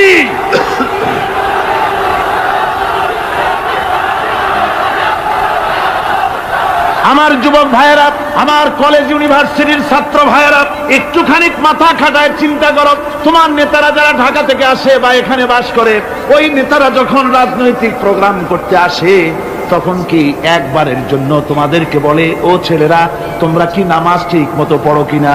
বলে এই যে রোজা আসতেছে, খবরদার বাবারা তোমরা রোজা রেখো, এরকম কথা বলে নাকি? তোমার ওস্তাদদের সম্মান করো, এ কথা বলে নাকি? বরং টাকা দেয়, পয়সা দেয়, যে শিক্ষক তোমার মতের উল্টা করবে ঠ্যাঙ্গাইয়া জনমের মতো টাইট করে দিবা, ঠিক কিনা? তোমার নেতারা কি কোনোদিন বলে নাকি, ও আমার সংগঠনের ছেলেরা মা বাপের খেদমত করবে, মা বাপের সম্মান করবে, খবরদার মা বাপের সঙ্গে বেয়াদবি করবে না, সন্ত্রাস করবে না, অস্ত্রবাজি করবে না, মানুষকে কষ্ট দিবে না, এমন কোনো কথা বলে না? আমার যুবকেরা শোনো, ওরা টাকা দিয়ে, অস্ত্র দিয়ে, পয়সা দিয়ে, মদ দিয়ে ওরা নিজেদের ক্ষমতা টিকায় রাখার জন্য তোমাদেরকে লাঠির মতো ব্যবহার করে। সুতরাং আজকের তরুণদেরকে বুঝতে হবে, তরুণেরা ভালো করে বোঝো, তোমরা রসুলের সৈনিক, তোমাদের পক্ষে সম্ভব। রসুল আমি বুঝতে পেরেছি কথা যেহেতু তরুণদের, আর তরুণদের জনসমুদ্র, কাজী জনসমুদ্রের মধ্যে উত্তাল ঢেউ তো সৃষ্টি হবেই, স্বাভাবিক। কিন্তু সেই স্বাভাবিকতার সুযোগ নিয়ে দাঁড়ায় বিশৃঙ্খলার সৃষ্টি করবেন না। আমার ভাইরা, আমরা ইসলাম আমাদের আদব শিক্ষা দেয়। কি শিক্ষা দেয়? আদব। শুধুমাত্র কোন লোক পেশাব পায়খানার কথা বললে তাকে রাস্তা ছেড়ে দেবেন, যেতে বলবেন, তা না হলে তো আপনাদেরই অসুবিধা হবে। কথা বুঝতে পেরেছেন? বাকি কেউ উঠবেন না, দাঁড়াবেন না। এত বড় বেহেশতি মাহফিল জীবনে আরেকবার পাবো, কোন নিশ্চয়তা আছে? আপনি আমাকে বলেন, আল্লাহর আকাশের নিচে জমিনের উপরে এর থেকে শ্রেষ্ঠ কোন মাহফিল আছে নাকি? কারণ এ মাহফিল কোরআনের মাহফিল। কিসের মাহফিল? এর থেকে শ্রেষ্ঠ মাহফিল আল্লাহর আকাশের নিচে জমিনের উপরে হতে পারে না। সুতরাং বেয়াদবি কেউ করবে না। তরুণেরা, যুবকেরা, তোমাদের এগিয়ে আসতে হবে, নির্যাতিত মানবতার পাশে তোমাদেরকে দাঁড়াতে হবে। আজ শ্রমিকরা তাদের ন্যায্য পাওনা পাচ্ছে না, কৃষক তাদের উৎপাদনের মূল্য পাচ্ছে না, নারী তার সতীত্বের গ্যারান্টি পাচ্ছে না। মানুষেরা আজ নির্যাতিত, নিপীড়িত। সারা পৃথিবীতে Bosnia, Algeria, Somalia, Palestine, Kashmir, Burma, Philippines, Bharat, পৃথিবীর সর্বত্র নির্যাতিত মুসলমানদেরকে বাঁচাবার জন্য আমার খালিদ বিন ওলীদের উত্তরসূরিরা, সালাউদ্দিন আইয়ুবী, জামালউদ্দিন আফগানি, হযরত আলীর উত্তরসূরি, আজকের মাহফিলের যুবক আর তরুণরা, তোমরা কি রক্ত দিতে পারবে? আসমানের বাসিন্দা হোক আর জমিনের বাসিন্দা হোক, সব হতেছে আল্লাহর মালিকানাধীন। কার মালিকানাধীন? ওয়ামা ইয়াত্তাবিউল্লাযীনা ইয়াদউনা মিন দুনিল্লাহি শুরাকা, যারা আল্লাহকে ছাড়া মন গড়া শরীকদারকে ডাকে, আল্লাহর বাদ দিয়া অন্য শরীকদের যারা ডাকে, তারা এটা ডাকে কিভাবে? ইয়াত্তাবিউনা ইল্লায-যন্না ওয়া ইনহুম ইল্লা ইয়াখরুসুন, তারা নিছক আন্দাজ এবং অনুমানের অনুসারী, আর শুধু কল্পনাই করে। সব কল্পনা, কোনো দলিল নাই। মাজারে গিয়া কিছু চাওয়া, এর কি কোনো দলিল আছে? রাসূলুল্লাহ এরকম করেছেন, সাহাবায়ে কেরাম এরকম করেছেন? আগরবাতি দেওয়া, মোমবাতি দেওয়া, চাদর দেওয়া, এগুলো রাসূলুল্লাহ করেছেন না সাহাবায়ে কেরাম করেছেন? এগুলি সব আন্দাজ এবং অনুমানের উপরে করা। শিরক হচ্ছে অন্ধ অনুকরণের পরিণতি। ওই দেখছি মা বাপ করেছে, মুরব্বীরা করেছে, তাই করে। আল্লাহ পাক বলছেন, যদি তাদের জিজ্ঞেস করে সব কাজ করো কেন তারা? রব্বুল আলামিন বলেন, হাউলাই মা ইয়াবুদুনা ইল্লা কামা ইয়াবুদু আবাউহুম মিন ক্বাবল। হে নবী, এরা সেই মিথ্যা খোদাদের ইবাদত করে। কেন করে? প্রশ্ন করা হলে তারা এই জন্যই করে যে তাদের বাপ দাদারে করতে দেখেছে, তাই বাপ দাদাদের অনুসরণ তারা করে, অনুকরণ করে, আন্দাজের উপরে, অনুমানের উপরে। তাদের কাছে কোনো দলিল নাই। এই শিরক থেকে ফিরে থাকার জন্য সূরা লোকমানের মধ্যে দেখুন, হযরতে লোকমান তিনি তার সন্তানকে ডেকে বলছেন, ইয়া বুনাইয়া ইয ক্বালা লুকমানু লিবনিহি ওয়া হুয়া ইয়াইযুহু ইয়া বুনাইয়া লা তুশরিক বিল্লাহ ইন্নাশ শিরকা লাযুলমুন আযীম। ইয়া বুনাইয়া, হে আমার নান্না মুন্না লাডলা, হে আমার কলিজার টুকরা সন্তান, ইয়া বুনাইয়া লা তুশরিক বিল্লাহ, খবরদার আল্লাহর সাথে শরীক স্থাপন করো না। ইন্না শিরকা লাযুলমুন আযীম, শিরক হচ্ছে মস্ত বড় অপরাধ। যারা শিরক করে তারা অপমানিত্বের শেষ পর্যায়ে চলে যায়, তারা অপমানিত হয়। কিরকম? ওয়ামান ইউশরিক বিল্লাহি ফাকান্নামা খাররা মিনাস সামাই ফাতাখতাফুহু আত-তায়রু আও তাহওয়ি বিহির রিহু ফি মাকানিন সাহিক। আল্লাহর সাথে যারা শিরক করে সে যেন আকাশ থেকে পড়ে গেল। কার কথা এটা? যে ব্যক্তি শিরক করলো সে যেন আকাশ থেকে পড়ে গেল, আর পাখি যেন তাকে মহাশূন্য থেকে ছো মেরে নিয়ে গেল, বাতাস যেন তাকে এক বিরাট প্রান্তরে নিয়ে বিন্দু বিন্দু করে ছিন্ন ভিন্ন করে দিল। তার মানে হলো আকাশ থেকে পড়ে যাওয়ার অর্থ হলো তাওহীদের অবস্থান থেকে সরে যাওয়া। পাখিতে ছো মারার অর্থ হলো যখন সে শিরক করে তখন শয়তানের সে ফুটবল হয়ে যায়। শয়তানের কি হয়? শয়তানের ফুটবল হয়ে যায়। বাতাস উড়িয়ে নেওয়ার অর্থ হলো লালসা এবং নফসের প্রবৃত্তির ভিতরে লোকটি নিমজ্জিত হয়ে যায়। সুতরাং অপমান এবং লাঞ্ছনা পাওনা থাকে যারা শিরক করে তাদের জন্য। আল্লাহ শিরকের ব্যাপারে একটা দৃষ্টান্ত দিচ্ছেন। আল্লাহ পাক কোরআন শরীফে অনেক দৃষ্টান্ত দিয়েছেন। দৃষ্টান্ত দিলে লোকেরা বোঝে ভালো, ঠিক কিনা কোন? আল্লাহ পাক দৃষ্টান্ত দিচ্ছেন, ইয়া আইয়ুহান নাসু দুরিবা মাসালুন ফাসতাবিউ লাহু ইন্নাল্লাযীনা তাদউনা মিন দুনিল্লাহি লা ইয়াখলুকু যুবাবান ওয়া লাউ ইসতামাউ লাহু। আল্লাহ পাক বলেন, হে মানব সকল, আমি আল্লাহ একটা দৃষ্টান্ত দিতেছি, তোমরা শোনো। সুবহানাল্লাহ। আল্লাহ পাক বলছেন আমি একটা দৃষ্টান্ত দেই, তোমরা শোনো। ফাসতামিউ লাহু, কান পাতা ভালো করে শোনো আমার দৃষ্টান্তটা। আমি আল্লাহর বাদ দিয়ে যারা অন্যদেরকে ডাকে প্রয়োজন পুরাবার জন্য, সন্তান পাওয়ার জন্য, স্বাস্থ্য ভালো হওয়ার জন্য, ঋণ মুক্ত হওয়ার জন্য, ইবাদত করার নিয়ত নিয়ে আমারে বাদ দিয়ে তারা যারা ডাকে, যাদেরকে ডাকা হলো ওরা তো মাছির মতো একটা প্রাণীও বানাইতে পারে না। ছোট্ট একটা মাছিও বানাইতে পারে? জোরে বলেন, পারে? মাছির মতো প্রাণী বানানো তো দূরের কথা। ওয়াইয়াসলুবুহুম যুবাবু শাইআ লা ইস্তানকিযুহু মিনহু যাউফাত তালিব ওয়াল মাতলুব। ওই মাছি যদি তার কাছ থেকে কোনো জিনিস হরণ করে নিয়ে যায়, মাছির কাছ থেকে ওটা ফিরায় রাখারও ক্ষমতা তার নাই। মূর্তি বানানো হয় 10খানা হাত, 20খানা হাত, 40টা মাথা, সামনে ডাব আছে, চিড়া আছে, কলা আছে, মুড়ি আছে, কত খাবার। মাছিতে সব যদি নিয়ে যায়, কুত্তায় দাঁড়ায় যদি গায়ে পেশাবও করে দেয়, এতগুলো হাত একটা হাত দিয়েও সরাইয়া দিতে পারে না। আল্লাহ পাক বলেন দাউফাত তালিবু ওয়াল মাতলুব। যাদের কাছে ওরা চায়, ওই আশ্রয় প্রার্থী আর আশ্রয়দাতা দুটোই দুর্বল। হাদিস শরীফে এসেছে, একবার এক মুশরিক রাসূল করিম সাল্লাল্লাহু আলাইহি সাল্লামের কাছে এসেছেন একটা ভাঙ্গা, ঠ্যাং ভাঙ্গা, কল্লা ভাঙ্গা একটা মূর্তি নিয়ে। হুজুর বলছেন যে তোমার এই মূর্তিটার কল্লা ঠ্যাং ভাঙ্গা কেন? সে ব্যক্তি কইল যে হুজুর, এটা হলো আমার খোদা। বিপদ আপদ থেকে বাঁচার জন্য সবসময় বলে রাখি, না জানি কোন সময় কোন বিপদে পড়ে যাই। পথে চলতে গিয়ে পেশাব আসলো, ভাবলাম খোদারে নিয়ে এই কাম করুন, তার রাস্তার উপরে দাঁড় করায় রাখা, এরপরে আমার কাজ সারলাম। এসে দেখি খোদাটার মাথা থেকে শুরু করে পা পর্যন্ত খালি ভিজা। ভাবলাম খোদার শরীর ভিজা, নিশ্চয়ই কোনো বরকতের পানি হবে। কোলে তুলে নিয়ে চাট আরম্ভ করলাম। চাটতে গিয়ে টের পাইলাম যে গন্ধ লাগে টক টক। আশ্চর্য কথা, বরকতের পানি এরকমের ঝাঁঝালো গন্ধ, নাক ছিঁড়ে যাওয়ার মতো। বিষয়টা কিসের বরকত? এদিক ওদিক তাকায় দেখি দূরে একটা কুত্তা দাঁড়ানো, আর তার নিচের থেকে পানি টপকাচ্ছে। তখন বুঝলাম কি বরকতের পানি। কয় হুজুর, মেজাজটা খারাপ হয়ে গেল। খোদাটার ঠ্যাং না ধরিয়া ঠ্যাং ধরে বললাম, তুই খোদা না হুদা? কুত্তার পেশাব দিয়া নিজের বাঁচাইতে পারো না, আমারে বাঁচাবি কেমনে?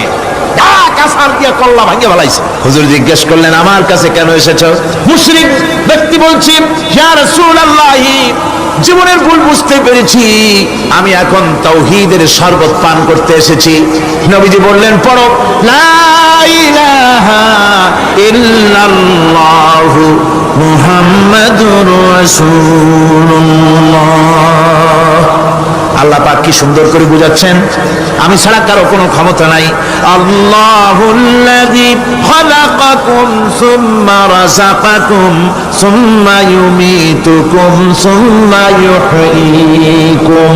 আল্লাহ বলছেন, ও বান্দারা শোনো, আমি আল্লাহ তোমাদেরকে সৃষ্টি করেছি, শুধু সৃষ্টি করি নাই, খাবার দিছি।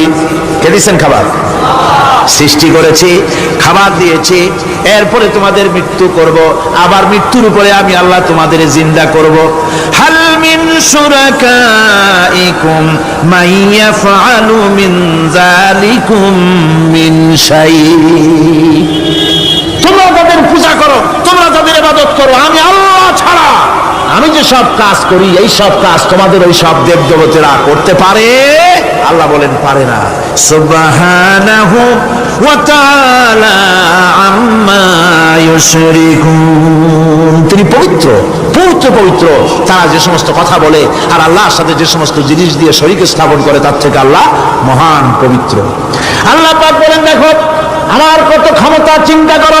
কুল আরাইতুম ইন আখাযাল্লাহু সামআকুম ওয়া আবসারাকুম ওয়া খাতামা আলা কুলুবিকুম মান ইলাহুন গায়রুল্লাহি ইয়াতিকুম বিহি। আল্লাহ পাক বলেন, নবী আপনি বলেন, বলে দিন, আল্লাহ যদি, তোমরা কি কখনো এই কথা চিন্তা করে দেখেছো, আল্লাহ যদি ইচ্ছে করেন তাহলে তোমাদের কানের শ্রবণ শক্তি আল্লাহ পাক বন্ধ করে দিতে পারেন, ইচ্ছে করলে তোমাদের চোখ দুটির দৃষ্টি শক্তি আল্লাহ পাক কেড়ে নিতে পারেন, ইচ্ছে করলে তোমার বিবেক বুদ্ধি সব লোপ পায়া পাগলে পরিণত করে দিতে পারেন। পারেন কিনা জোরে কোন? আল্লাহ পাক বলেন, কখনই কি সব কথা চিন্তা করেছ? ইচ্ছে করলে আমি তোমার শ্রবণ শক্তি বন্ধ করে দিতে পারি, চোখের দৃষ্টি শক্তি, চোখের নূর কেড়ে নিতে পারি, বিবেক বুদ্ধি লোপ পাওয়া দিতে পারি। এরপরে এগুলি যদি আমি করে, মান ইলাহুন গায়রুল্লাহি ইয়াতিকুম বিহি, তাহলে আমি আল্লাহ ছাড়া এমন কে আছে? আবার তোমার দৃষ্টি শক্তি ফিরায় দিতে পারে, আবার তোমার শ্রবণ শক্তি ফিরায় থাকে, ফিরায় দিতে পারে, আবার তোমার বিবেক শক্তি ফিরায় দিতে পারে। আছে কি কেউ? আছে? আল্লাহ পাক বলেন, নবী আপনি বলেন, আমার নিয়ামত খায় লাভালাভি করো, আমার নিয়ামত খাও, পানি খাও, মাছ খাও, গোশ খাও, যে পানি না হলে তোমাদের জীবন বাঁচে না। কুল আরাআইতুম ইন আসবাহা মাউকুম গাওরান ফামান ইয়াতিকুম বিমাইন মাইন। নবী বলে দিন, সমুদ্রের পানি, দরিয়ার পানি, কুয়ার পানি, পাতালের পানি, সমস্ত পানি যদি আমি আল্লাহ শুকায় দেই, তাহলে এমন কোন খোদা তোমার আছে নতুন করে পানি আমদানি করে দিতে পারে? কি সুন্দর করে আল্লাহ বুঝাচ্ছেন, সুবহানাল্লাহ, সুবহানাল্লাহ। আল্লাহ পাক আবার বলেন, শোনো বান্দারা, ও নবী আপনি মানুষকে ভালো করে বুঝান। কুল আরাইতুম ইন জাআলাল্লাহু আলাইকুমুল লাইলা সারমাদান ইলা ইয়াউমিল কিয়ামাহ। ও নবী ভালো করে বুঝান, আমি যদি এই রাত্রটাকে টেনে কিয়ামত পর্যন্ত লম্বা করে দেই, এই রাত যদি আর সকাল না হয়, মান ইলাহুন গায়রুল্লাহি ইয়াতিকুম বিদিয়া, আমি আল্লাহ ছাড়া কে আছে এই রাতের অন্ধকার দূর করে দিয়ে সূর্যের আলো এনে দিতে পারে? আছে কেউ? আফালা তাসমাউন, তোমরা শুনতে পাও না? কান নাই? আল্লাহ পাক বলছেন, শুনতে পাও না? ইচ্ছে করলে আমি তা করতে পারি। শুধু তাই নয়, কুল আরাইতুম ইন জাআলাল্লাহু আলাইকুমুন নাহারা সারমাদান ইলা ইয়াউমিল কিয়ামাহ, আমি যদি ইচ্ছে করি দিনটাকে টেনে নিয়ে কিয়ামত পর্যন্ত লম্বা করে দিতে পারি।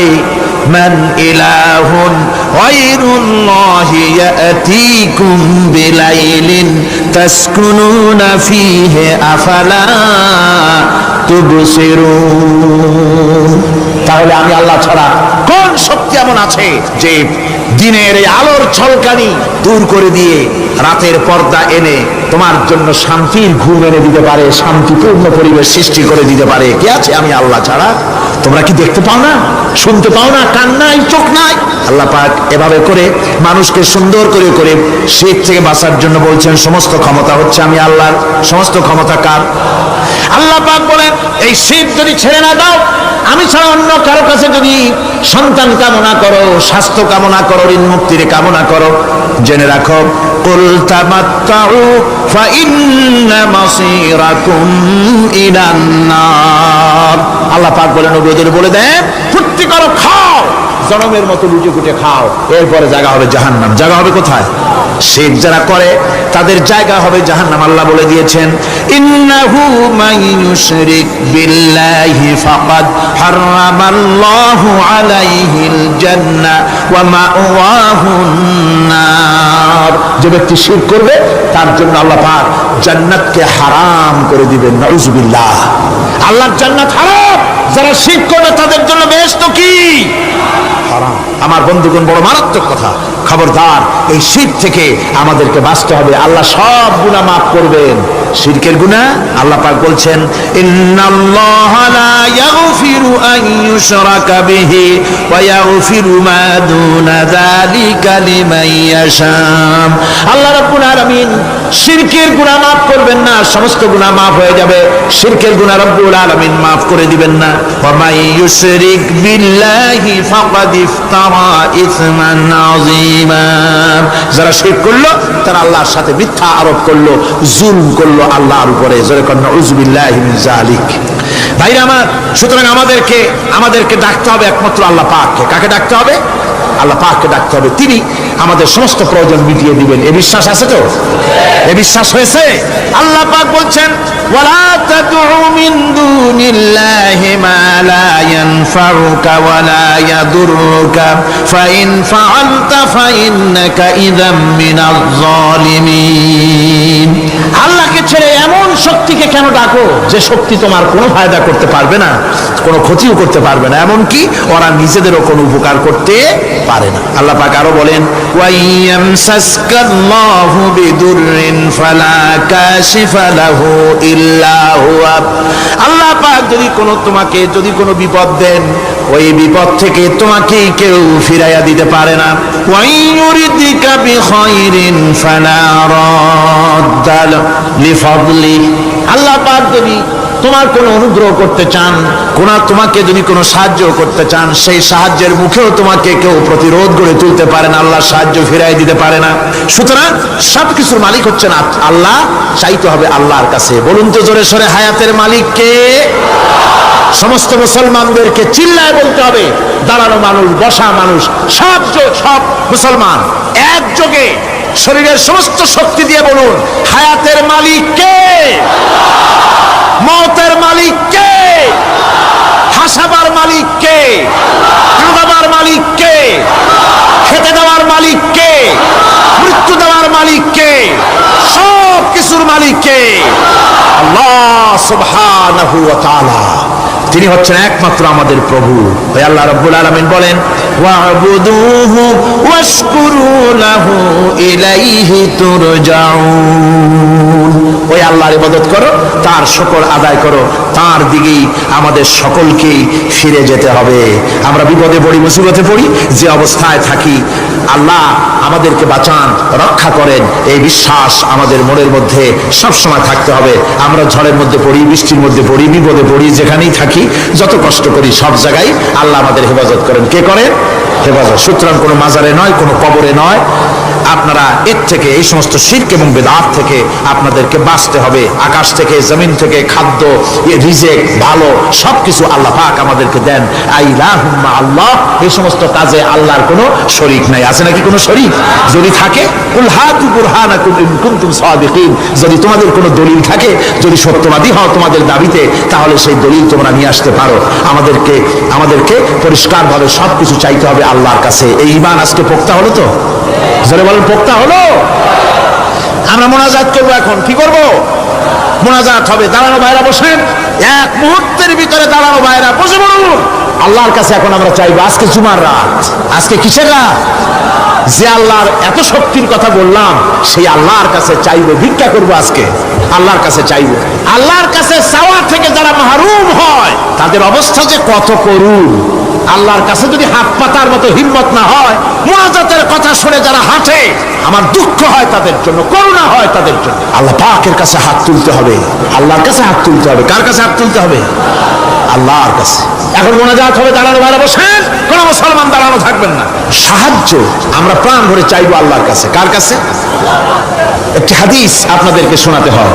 রুবিয়াত তাবারানী ফি ইসনাদিহি আন্নাহু কানা ফি জামানিন নবী সাল্লাল্লাহু আলাইহি ওয়াসাল্লাম মুনাফিকুন ইউযিল মুমিনিন فقال بعضهم قوموا بنا نستغيث برسول الله صلى الله عليه وسلم من هذه المنافق। তাবারানী হাদিস, এটি সনদ সহকারে হাদিসটি এসেছে। সেটা হচ্ছে এই যে রাসূল করিম সাল্লাল্লাহু আলাইহি ওয়াসাল্লামের জামানায় একজন মুনাফিক এক এলাকায় মুসলমানদেরকে খুব রকম নির্যাতন করতেছিল। এলাকার মুসলমানেরা বলল যে চলো আমরা যাই, রাসূল করিম সাল্লাল্লাহু আলাইহি ওয়াসাল্লামের কাছে সাহায্য চাই, তিনি যদি মুনাফিক থেকে আমাদের বাঁচান। এবং তারা গিয়ে রাসূলের কাছে মুনাফিক থেকে বাঁচার জন্য সাহায্য চাইলেন। فقال النبي صلى الله عليه وسلم إنه لا يستغاث بي وإنما يستغاث بالله। শোনো মুসলমানেরা, খবরদার আমার কাছে সাহায্য চাইও না, সাহায্য চাইবে কেবলমাত্র আল্লাহ পাকের কাছে। সাহায্য চাইতে হবে আল্লাহ পাকের কাছে। সুতরাং কোরআন থেকে, হাদিস থেকে আপনাদের সামনে কথাগুলি তাওহীদ এবং শিরকের ব্যাপারে কথাগুলি স্পষ্ট করে বলে দেওয়া হলো। আন জাবির বিন আব্দুল্লাহ রাদিয়াল্লাহু তাআলা আনহুমা قال سمعت رسول الله صلى الله عليه وسلم يقول من لقي الله لا يشرك به دخل الجنة। হযরত জাবির রাদিয়াল্লাহু তাআলা আনহু বলছেন, আমি শুনেছি রাসূলুল্লাহ বলেছেন, মুসলিম শরীফের হাদিস, আমি শুনেছি আমার কানে রাসূলুল্লাহ বলেছেন, যে ব্যক্তি আল্লাহর দরবারে অবস্থায় উপস্থিত হবে যে সে কোনো শিরক করে নাই, আল্লাহ তাকে বেহেশত দিয়ে দিবেন। ওয়া মান লাকিয়াহু ইউশরিকু বিহি শাইআন দাখালান নার। আর যে ব্যক্তি আল্লাহর দরবারে উপস্থিত হবে এমন অবস্থায় যে শিরক করেছিল, আল্লাহ পাক তাকে জাহান্নাম দিয়ে দেবেন। নাউযুবিল্লাহ পড়েন, নাউযুবিল্লাহ পড়েন। আমার বন্ধুগণ, আরেকটি হাদিস আন জুনদুব রাদিয়াল্লাহু তাআলা قال سمعت رسول الله صلى الله عليه وسلم قبل ان يموت بخمس। রাসূল করিম সাল্লাল্লাহু আলাইহি ওয়াসাল্লামের মৃত্যুর ইন্তেকালের 5 দিন পূর্বে এই হাদিসটি তিনি বলেছেন। হুজুরের ইন্তেকালের 5 দিন পূর্বে, মুসলিম শরীফের হাদিস। হাদিসটি হচ্ছে, হুজুর বলছেন, আলা ওয়া ইন্না মান কানা ক্বাবলাকুম কানু ইয়াত্তাখিযুনা কুবুর আমবিয়াইহিম ওয়া সালিহিহিম মাসাজিদান ফালা ইয়াত্তাখিযুল কুবুর মাসাজিদান ইন্নী নাহাকুম আন যালিক। রাওয়াহু মুসলিম। ইন্তেকালের 5 দিন আগে হুজুর বললেন, সাবধান ও আমার উম্মতেরা, তোমাদের আগে যারা এসেছিল এই পৃথিবীতে, তারা তাদের নবীদের কবরগুলিকে সেজদার জায়গা বানিয়েছিল। তারা তাদের নেককার বান্দাদের কবরগুলিকে তারা মসজিদ বানিয়েছিল, সেখানে তারা সেজদা করত।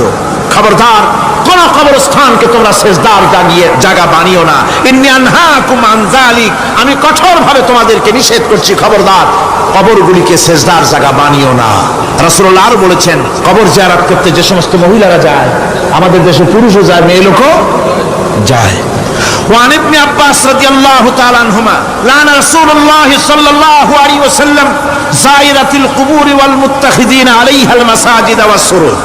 রাসূল করিম সাল্লাল্লাহু আলাইহি ওয়াসাল্লাম বলেছেন, ইবনে আব্বাস রাদিয়াল্লাহু তাআলা আনহুমা থেকে এই হাদিস বর্ণিত, তিনি বলেছেন, হুজুর বলেছেন যে খবরদার, যে সমস্ত মহিলারা কবর জিয়ারতে যায়, কবরের স্থানে যারা যায়, তাদের উপরে আল্লাহ রাসূল লানত করেছেন। আল্লাহ রাসূল তাদের উপরে অভিসম্পাত দিয়েছেন যে সমস্ত মহিলা কবরস্থানে যায় আর কবরে বাতি জ্বালায়, কবরে বাতি জ্বালায়, বাতি যারা কবরে জ্বালায়, চাঁদ জ্বালায়, আল্লাহ রাসূল তাদের উপরে লানত করেছেন। সুতরাং কবরে আগরবাতি দেওয়া, মোমবাতি দেওয়া, চাদর দেওয়া, এগুলি মুসলমানদের কাজ নয়, এগুলি মুসলমানদের কাজ। আপনারা খবরদার এগুলি করবেন না। সাহায্য করবেন, টাকা দিবেন, পয়সা দিবেন, সব গরিবদের দেবেন, এতিমদের দেবেন, মাদ্রাসা দিবেন, লিল্লা বডিকে দিবেন, মসজিদে দিবেন, গরিব মানুষকে দিবেন, এতিমদেরকে দিবেন, বিধবাদেরকে দিবেন, মুসলমানকে দিবেন। রাজি আছেন? মাজারে আগর না, চাদরবাতি না, মোমবাতি না, কিচ্ছু না। কোন মাজারে গেলেন, বাস আসসালামু আলাইকুম ইয়া আহলাল কুবুর, সূরা ফাতিহা পড়লেন, সূরা ইখলাস পড়লেন, দরুদ শরীফ পড়লেন, দোয়া করে দিলেন, আল্লাহ কবরে যিনি শুয়ে আছেন তারা বলল ভাই সব পৌঁছে দাও, শেষ, কিচ্ছু চাওয়ার নাই। চাইতে হবে আল্লাহর কাছে। কার কাছে? মুসলমান রাজি আছেন? কারা কারা রাজি দেখান, কারা কারা রাজি? আলহামদুলিল্লাহ। আল্লাহ পাক কোরআনে কারীমের মধ্যে বলেন, এই পৃথিবীতে যদি ফেরেশতা বাস করত, মানুষ বাস না করে, قل لو كان في الأرض ملائكة يمشون مطمئنين لنزلنا عليهم من السماء ملكا رسولا আল্লাহ রাব্বুল আলামিন বলেন, নবী বলেন, এই পৃথিবীতে যদি ফেরেশতা চলাফেরা করত, এই পৃথিবী যদি ফেরেশতার বসবাসের জায়গা হতো, তাহলে মানুষকে নবী না বানায়া আমি ফেরেশতাদেরকে নবী বানায়া দিতাম। যেহেতু পৃথিবীতে বাস করে মানুষ, কাজী নবীও পাঠাইছি মানুষ। কথা বলেন না কেন? নবীও কি? সমস্ত নবীরা হচ্ছেন মানুষ। ভাইরা আমার, একটা চিন্তা করেন, ফেরেশতা যদি আমাদের জন্য নবী হতো, আমাদের জন্য তাহলে ihsan হতো না, কল্যাণ হতো না। কারণ ফেরেশতারা পুরুষও নয়, নারীও নয়। ফেরেশতাদের বউ নাই, বিবি নাই, বাল বাচ্চা নাই, তাদের কিছুই নাই। বাড়ি নাই, ঘর নাই, মোষ নাই, গরু নাই, কল নাই, কারখানা নাই, ক্ষেত নাই, খামার নাই, নির্বাচন নাই, ভোট নাই, তত্ত্বাবধায়ক সরকার নিয়ে কোনো মাথা ঘামানো নাই। এই ধরনের ফেরেশতা যদি মানুষের নবী হতো, মানুষের সমস্যার সমাধান কি তারা করতে পারতো নাকি? কন জোরে বলেন, পারতো? আরে বাবা, স্বামী স্ত্রীতে ঝগড়া লাগে কেন? তা ফেরেশতাই বুঝবি কি? তার তো নিজেরই বউ নেই, নিজে পুরুষই না। ফেরেশতা কোনো কলের মালিক নয়, কোনো কারখানার মালিক নয়। শ্রমিকরা মালিকের চামড়া খুলে নেব আমরা, এই যে স্লোগান দিল, এখন সমস্যার সমাধান কেমনে হবে? ফেরেশতা কি সমস্যার সমাধান করবে? পারবে করতে? জমিনের আইন ঠেলাঠেলি হচ্ছে, মারামারি হচ্ছে, যুদ্ধ হয়, বিগ্রহ হয়, এগুলি ফেরেশতা কেমনে সমাধান করবে? আমাদের দেশে যে বর্তমান রাজনৈতিক সংকট হয়েছে, এই সংকট ফেরেশতাদের যদি দিয়ে দেওয়া হয়, ফেরেশতারা শুধু কাঁদবে আর বলবে, আল্লাহ এই বিপদে আমাদের কেন ফেলালে? মানুষের সমস্যা বোঝে মানুষের সমস্যা কে বোঝে? সেই জন্য আল্লাহ রাব্বুল আলামিন মানুষের জন্য নবী, মানুষকে নবী বানিয়ে গোটা বিশ্ববাসীর উপর আল্লাহ পাক ihsan করেছেন। সুবহানাল্লাহ। জোরে কর আলহামদুলিল্লাহ। ভাইরা আমার, আমি বুঝতে পারছি মাইক নাই, কিন্তু আমার করার কিছু নাই, চিল্লাইতে পারবেন না। আপনার চিৎকারে যারা শুনতে পারবেন আপনারা দায়ী হয়ে যাবেন। শোনা না যায়, মোনাজাতের জন্য বসে থাকেন। ক্যাসেট হচ্ছে, অডিও ভিডিও সব নিয়ে বাড়িতে আরামে দেখবেন। চিৎকার দেওয়া যাবেই না, একদম খামোশ হয়ে যেতে হবে। মাইক নাই, করার কিচ্ছু নাই, বসে বসে আল্লাহর কাছে জিজ্ঞাসা করেন। আর খামোখা এত বড় বিশাল মাহফিল থেকে কোন মানুষ এই মোনাজাত থেকে নিজের কপাল পোড়া বানাইয়া মাহফিল থেকে সরে যাওয়া আর হাঁটার চেষ্টা করবেন না, বলে দিলাম ভালো করে। মনে রাখবেন, লোকেরা কোরআন শরীফ শুনছে আর আপনি মানুষের ঠ্যাং পাড়াইয়া, হাত পাড়াইয়া চলছেন, বেয়াদবের খাতায় নাম লেখা যাবে। বন্ধুগণ, খামোশ হয়ে শুনতে হবে। শোনা না যায়, তারপরে বসে থাকুন, এটাও সব হবে। এটাও কি হবে? কারণ আপনি যখন বাড়ি থেকে রওনা করেছেন, 70,000 ফেরেশতা আপনার পেছনে পেছনে আপনার জন্য আল্লাহ পাকের কাছে আপনার গুনাহ মাফ চাইতে চাইতে মাহফিলে পৌঁছে গেছে। আমার রাসূল বলেছেন, বান্দারা যখন বসে গিয়েছে, ফেরেশতারা তখন বলে, রব্বুল আলামিন, তোমার বান্দারা তো সব বসে গেছে, এখন আমরা কি করি? পথে পথে তার গুনাহ মাফ চেয়েছি, আর প্রত্যেক কদমে কদমে 10 করে নেকি লিখেছি, এখন কি করব? আল্লাহর নবী বলেন, আল্লাহ পাক তখন ফেরেশতাদেরকে অর্ডার দিয়ে দেন, ও আমার ফেরেশতারা, আমার বান্দারা যতক্ষণ পর্যন্ত কোরআনের মাহফিলে, হাদিসের মাহফিলে, আমার জিকিরের মাহফিলে যতক্ষণ বসে থাকবে, তাদের প্রত্যেক শ্বাস এবং প্রশ্বাসের বিনিময় 10 করে নেকি আমলনামায় লিখতে থাকো। এখানে আসো, বসাও। ভাইরা আমার, নবীরা হচ্ছেন পৃথিবীর শ্রেষ্ঠ মানুষ। তাদের মতো শ্রেষ্ঠ মানুষ আর পৃথিবীতে নাই। তারা নিজের থেকে কোনো কথা বলেন না, তারা কথা বলেন আল্লাহর কথা। জোরে বলেন, কার কথা? নবীও মানুষ, আমরাও মানুষ। পার্থক্য আমি আপনাদের বুঝাই দিলাম। পার্থক্য হলো, দুনিয়ার সব মানুষ মিথ্যা বলতে পারে, গুনাহ করতে পারে, সব রকমের কাজ করতে পারে, কিন্তু নবীরা কোনো গুনাহ করেন না। জোরে কোন সুবহানাল্লাহ। এখানেই পার্থক্য। আর নবীরা যা বলেন আল্লাহর কথা বলেন। কার কথা বলেন? আল্লাহ পাক বলছেন আমার নবী ওয়া মা ইয়ানতিকু আনিল হাওয়া ইন হুয়া ইল্লা ওয়াহিয়ুহা। নবী আমার নিজের নফসকে অনুসরণ করে, নিজের প্রবৃত্তিকে অনুসরণ করে কোনো কথা বলেন না। নবী যা বলেন সব আমার কথা বলেন, আমি যা বলতে বলি তাই বলেন। নবী যদি আমার থেকে আমি বলি নাই এমন কোন কথা যদি তিনি আমার নামে কোরআন শরীফের ভিতরে যদি ঢুকাই দিতেন, তাহলে কি করতাম শোনো, ফালাউ তাকাওয়ালা আলাইনা বা'দাল লাকাবিল লাখাযনা মিনহু বিল ইয়ামিন। যদি আমার নবী কোন কথা নিজের থেকে বানিয়ে কোরআনের কারিমের ভিতরে যদি ঢুকাই দিতেন, তাহলে আমি আমার নবীর ডান হাতকে চেপে ধরতাম, আর নবীর কণ্ঠ নালীকে আমি আল্লাহ কেটে ফেলে দিতাম। নবীর গলা এই কণ্ঠ নালীটা কেটে ফেলে দিতাম। আমার নবী আমি যা বলেছি সেটাই তিনি বলেছেন, নিজের থেকে কোনো কথা বানান নাই। জোরে কর সুবহানাল্লাহ। এই নবীদের কে বানান? জোরে কর না, কে বানান নবীদেরকে? আল্লাহ পাক নবী বানান। নবী ভোট দেওয়া হয় না, নবী নির্বাচন করে হয় না, নবী ইলেকশন করে হয় না, নবী আল্লাহ বানান। এই নবী পৃথিবীতে রাসূল করিম সাল্লাল্লাহু আলাইহি ওয়াসাল্লাম বলেছেন আমার পরে 30 জন মিথ্যাবাদী নবুয়তের দাবিদার হবে। কয়জন? 30 জন। তার মধ্যে গোলাম আহমদ কাদিয়ানী পাকিস্তানের পাঞ্জাবের গুরুদাসপুর জেলায়, এইখানে এই পলিত এই হলো নবুয়তের দাবি করলো। একটা জিনিস নিশ্চয়ই আপনারা লক্ষ্য করবেন, সেটা হচ্ছে এই পৃথিবীতে ইহুদিরা খ্রিস্টানেরা যখন ইসলামের বিরুদ্ধে কিছু করতে চেয়েছে, তখন নিজেরা সরাসরি করে নাই, মুসলমান নামধারী একটা লোককে দিয়ে কাজটা করাইছে। এটা কি লক্ষ্য করেছেন? এটা কি আপনারা লক্ষ্য করেছেন? আপনারা দেখেন কোরআন শরীফকে গালি দেওয়া লাগবে, কোরআন শরীফের আগাগোড়া সংশোধন করা লাগবে, আর আল্লাহ একজন মিথ্যাবাদী। জোরে কর নাউজুবিল্লাহ। পীর আউলিয়াদেরকে বদমাশ বলা হবে।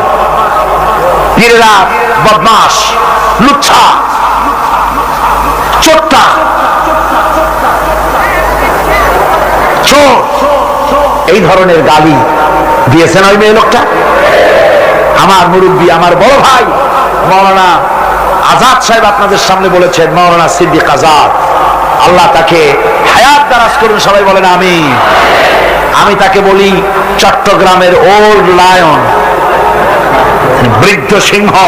মুখের দাঁত না থাকলে কি হবে?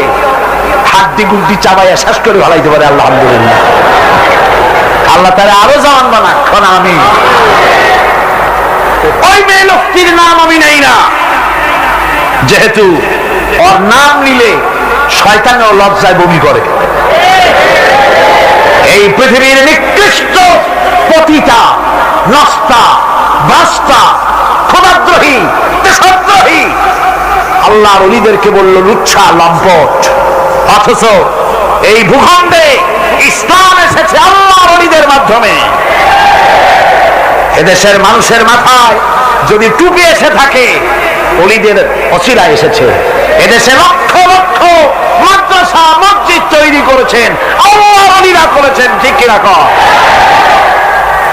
আমাকে অনেক সময় ভুল বোঝা হয়, বলে যে পীরেদের বিরুদ্ধে কথা বলি না। আমি পীরেদের বিরুদ্ধে কথা বলি না, আমি ধর্ম ব্যবসায়ীদের বিরুদ্ধে কথা বলি, যারা ধর্মের নামে গোসল শরীফ বাইর করছে, নরস শরীফ বাইর করছে, আর হাত দিলে অমনি বেহেশতে যাবা, টাকা দাও, হাত দাও, মেয়ে লোক মুরিদ করায়, আর নামের আগে অনেক কিছু দিয়া হুজুর কেবলা বানাইয়া ফেরেশতার সমকক্ষ বানায় ফেলায়। আমি এই সব বিদাতপন্থীরে, আমি এদের বিরুদ্ধে কথা বলবো যতক্ষণ বেঁচে থাকবো ইনশাআল্লাহ।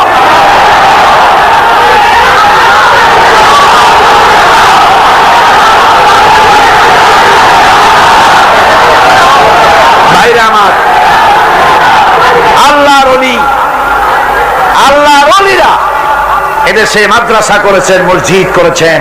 জনপুরের পীর, ফুরফুরার পীর, সরসিনার পীর, মাশাআল্লাহ, কি সব বাংলার কতক ছিলেন। তারপরে শাহ মাকদুম, শাহ জালাল, শাহ আমানত, এই ধরনের কত আল্লাহর ওলি এদেশে এসেছেন, দ্বীনের খেদমত করেছেন। তাদেরও খেদমত আর ওনাদেরও খেদমত, তাকায় দেখেন আকাশ আর জমিনের পার্থক্য, শুধু টাকা আর টাকা, ঠিক কিনা?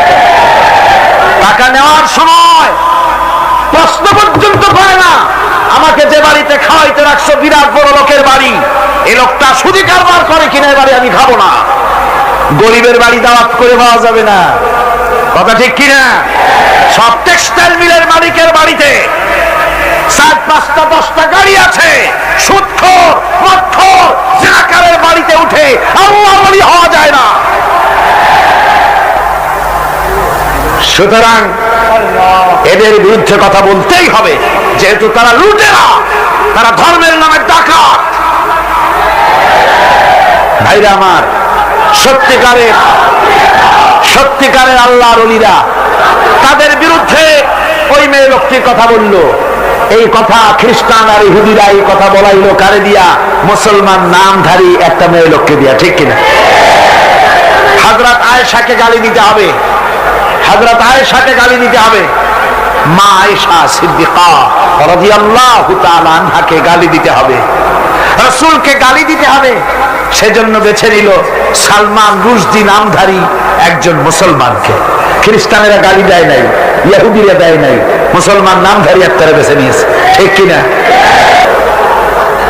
আজ বাংলাদেশে আলেমদের মধ্যে, পীরদের মধ্যে, ওলামা ফকিহদের মধ্যে বিভিন্ন ছোটখাটো ফরঈ জুজি বিভিন্ন বিষয় নিয়ে মতবিরোধ থাকতে পারে, আগেও ছিল, এখনো আছে, ভবিষ্যতেও থাকতে পারে।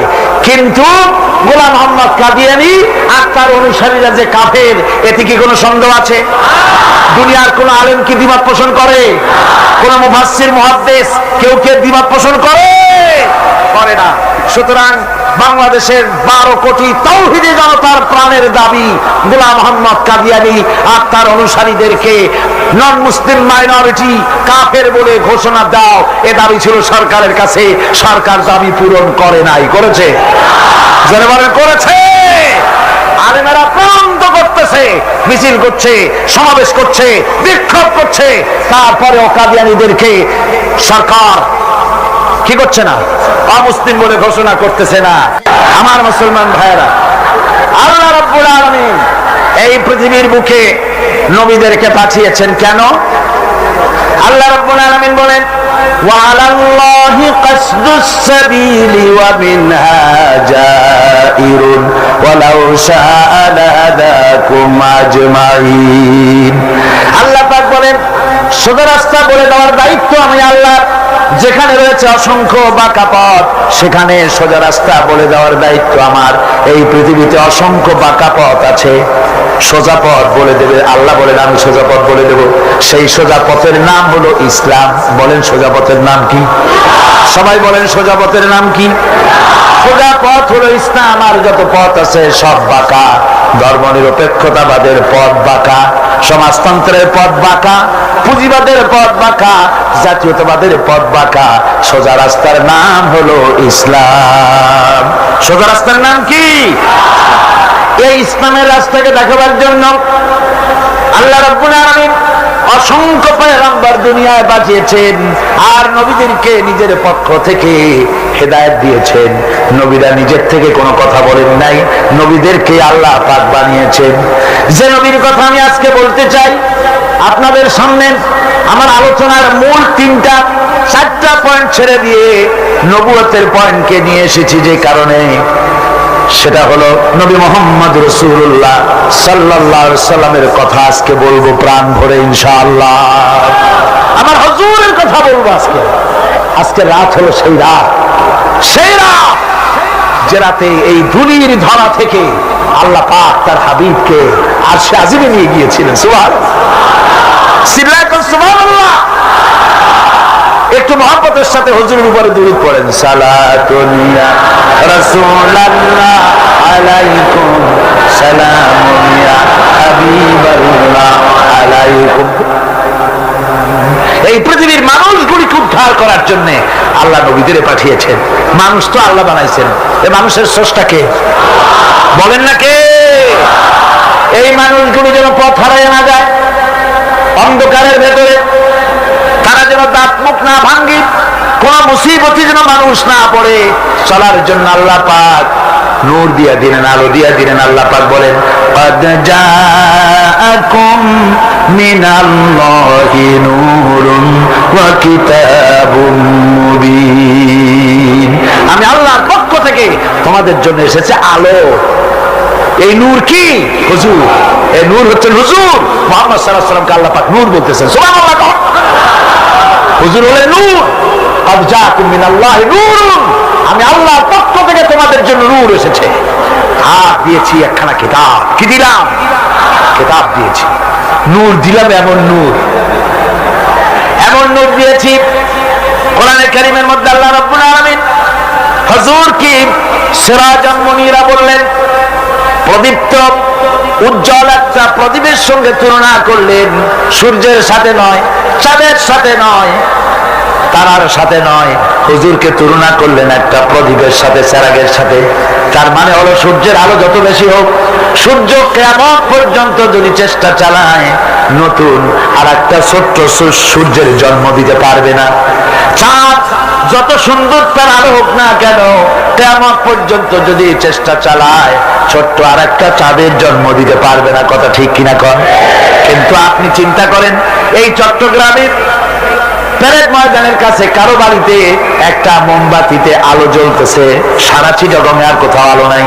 চট্টগ্রামের মানুষগুলি তারা জানলো প্যারেড ময়দানের কোন একটা বাড়িতে একটু আলো আছে, সবাই যার যার চেরাগ নিয়ে ছুটলো আপনার বাড়ি থেকে আলো নেবে। আপনি কি ভয় চোটে আলো নিয়ে পলায় যাবেন নাকি?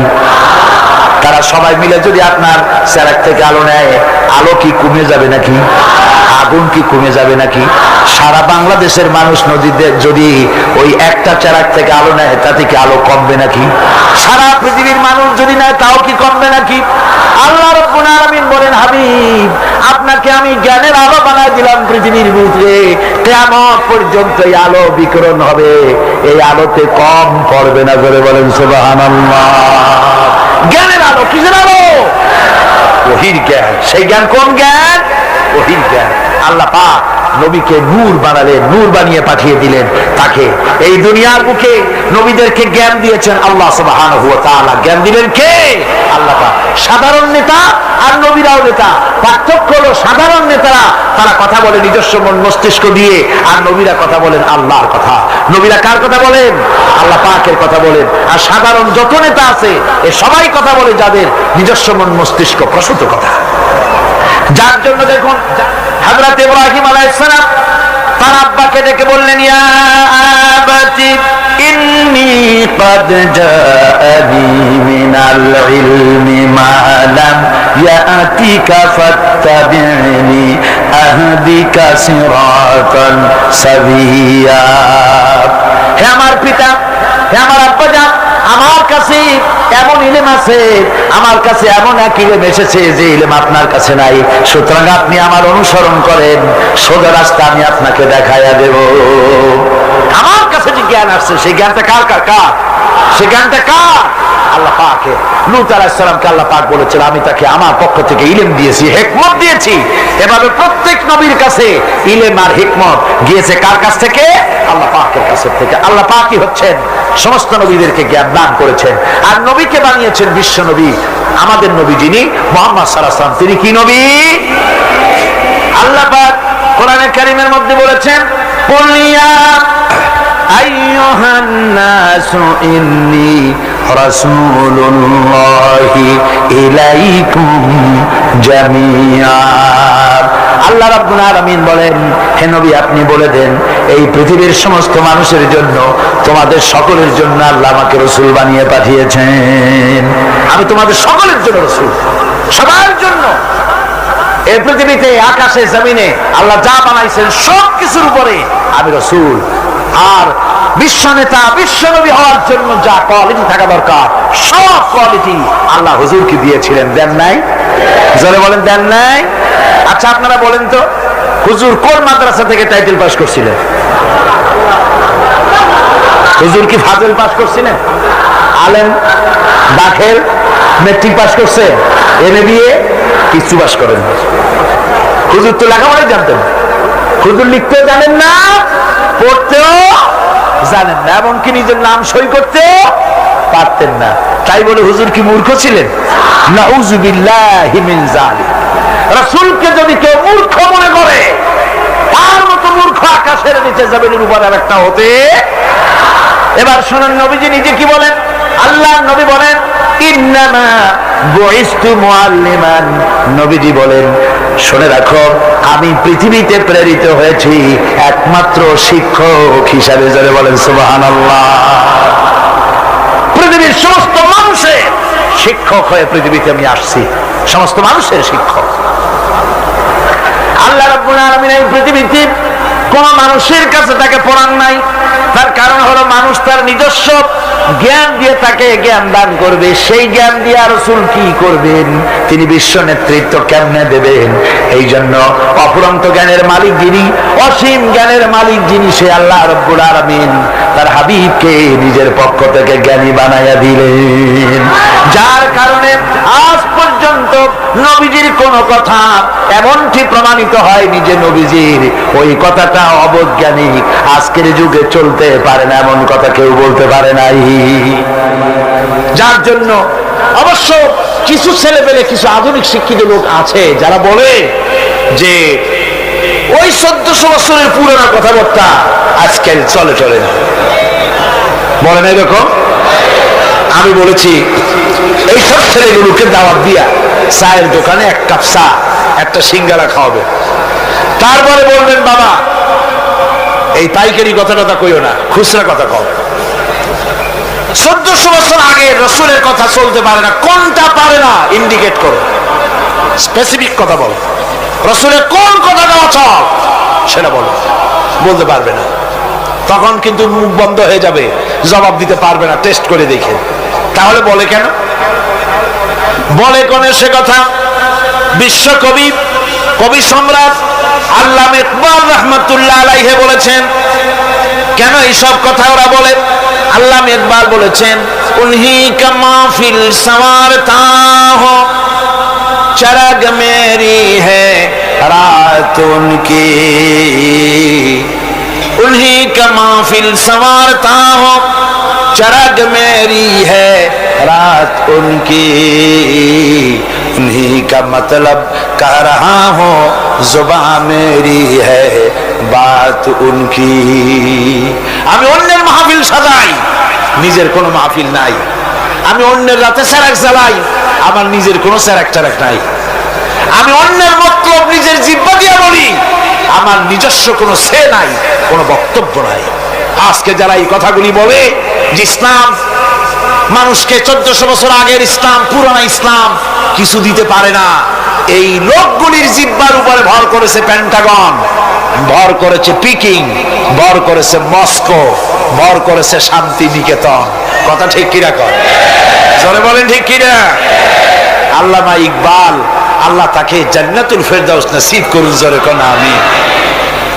আমি ওনার ছবি দেখে আমি ওনার দারুণ ভক্ত। পৃথিবীতে যত কবির কবিতা আমি পড়েছি, আল্লামা ইকবাল আমার প্রিয় কবি। আমি ওনার ছবি দেখে চিন্তা করছি, এইরকমের দাড়ি কামানো মানুষ, এইরকমের মুসলা মানুষ এত সুন্দর সুন্দর কথা পাইল কই? তার প্রত্যেকটি লেখা কোরআনে কারীমের তরজমা, তাফসীর হয়ে বেরিয়েছে। হলো কি করে? পাশ্চাত্যে লেখাপড়া করেছেন, অক্সফোর্ডে লেখাপড়া করেছেন, হলো কি করে? এরপর একটা কবিতা আমার সামনে পড়ে গেল, ওনার লেখা। আমার তখন জেহেন সাফ হয়ে গেল, উনি পেলেন করে। উনি লিখেছেন, खीरा न कर सका, खीरा न कर सका मगरिब की दवा दानिश, सुरमा था आग का मेरा खाके मदीना। পাশ্চাত্যের চাকচিক্য আমার চক্ষুকে প্রতারিত করতে পারে নাই, কারণ মদিনার ধুলাবালিগুলি আমার চোখের উপরে সুরমার মতো লাগানো ছিল। সুতরাং পাশ্চাত্য আমাকে প্রতারিত করতে পারেনি। আমি এই কবিতার আলোকে আমি আল্লাহর নামে কসম করে বলতে পারি যদি আমার দেশের কলেজগুলিতে, আমার দেশের বিশ্ববিদ্যালয়গুলিতে যদি আল্লাহর এই কোরআনটা পড়ানো হতো, আহারে বলেন, কলেজে কোরআন শরীফ পড়ানো হয়, বিশ্ববিদ্যালয়ে কোরআন পড়ানো হয়, সব পড়ানো হয়, কিন্তু কোরআন পড়ানো হয় না। আমি আল্লাহর নামে শপথ করে বলতে পারি, আমাদের দেশের কলেজ আর বিশ্ববিদ্যালয়গুলিতে এই কোরআনে কারিমের তাফসীর যদি পড়ানো হতো, একেবারে ক্লাস 8 থেকে শুরু করে মাস্টার ডিগ্রি পর্যন্ত কোরআনের তাফসীর যদি পড়ানো হতো, নবীজির হাদিস যদি পড়ানো হতো, আমি কোরআন হাতে নিয়ে আল্লাহর নামে শপথ করে বলতে পারি, বিশ্ববিদ্যালয় আর কলেজগুলি আমাদেরকে ডাকাত আর সন্ত্রাসী উপহার দিত না। কলেজ বিশ্ববিদ্যালয় আমাদেরকে উপহার দিত খালিদ বিন ওয়ালিদ, আমাদেরকে উপহার দিত গাজী সালাউদ্দিন, আমাদেরকে উপহার দিত শহীদ তিতুমির, টিপু সুলতান, শাহ মজনুন, এগুলি আমাদেরকে উপহার দিত বিশ্বের সেরা সেরা নাম করা ইসলামী চিন্তাবিদ। আজ তাই বাংলাদেশের একজন কবি খুব দুঃখ করে বলেছিলেন, তাহলে কি আমাকে বলতে হবে ঢাকা বিশ্ববিদ্যালয় সেটা কি একটি ডাকাতদের গ্রাম? এ নিয়ে বহুত সমালোচনা হয়েছিল, কিন্তু পরে দেখা গেল যে কথা একেবারে তিনি মিথ্যে বলেন। আমার বন্ধুগণ, যার কথা আজ আমি বলতেছি, জনাবে মুহাম্মদুর রাসূলুল্লাহ সাল্লাল্লাহু আলাইহি ওয়াসাল্লাম, আল্লাহ রাব্বুল আলামিন এই পৃথিবীর বুকে তাকে সবচাইতে বেশি মর্যাদা দিলেন, সবচাইতে বেশি সম্মান দিলেন। পৃথিবীতে যত নবী এসেছেন, কওমের নবী, গোত্রের নবী, এলাকার নবী, মুহাম্মদ সাল্লাল্লাহু আলাইহি ওয়াসাল্লামকে বানালেন বিশ্ব নবী। তারপরে আল্লাহর নবী, আল্লাহ রাব্বুল আলামিন বান্দাদেরকে বলেছেন, অন্যান্য যুগে নবীরা, উম্মতরা তাদের নবীদেরকে নাম ধরে ডাকাডাকি করত, তোমরা যেন আমার নবীকে নাম ধরে ডেকো না। সুবহানাল্লাহ। এই কোরআন শরীফের ভিতরে ইয়া আদম, ইয়া জাকারিয়া, ইয়া ইয়াহইয়া, ইয়া মূসা, ইয়া ইব্রাহিম, এভাবে করে নবীদেরকে আল্লাহ রাব্বুল আলামিন নাম ধরে ধরে রেখেছেন, কিন্তু মুহাম্মদ সাল্লাল্লাহু আলাইহি ওয়াসাল্লামকে ইয়া মুহাম্মদ বলে কোরআন শরীফে কোথাও ডাকেন নাই। সুবহানাল্লাহ, যেরকম সুবহানাল্লাহ। নিজে তো আল্লাহ ডাকলেনই না, নিজে তো হুজুরকে কোথাও আল্লাহ নাম ধরে ডাকলেন না, বরং উম্মতদেরকেও নিষেধ করে দিলেন আমার নবীকে এভাবে নাম ধরে কখনো ডাকাডাকি করবে না। আল্লাহ পাক তার নবীকে এভাবে মর্যাদা দিলেন, সম্মান দিলেন। এ সম্মান সকল দিক থেকে সম্মান, সৌন্দর্যের দিক থেকে, দেখার দিক থেকে, মর্যাদার দিক থেকে রাসূলকে এমন বানালেন, হযরত আদম থেকে শুরু করে ঈসা আলাইহিস সালাম পর্যন্ত এই পৃথিবীতে যত নবী আল্লাহ পাঠালেন, সমস্ত নবীদের গুণাবলী এক জায়গায় করে একা মুহাম্মদ সাল্লাল্লাহু আলাইহি ওয়াসাল্লামকে আল্লাহ দান করে দিলেন।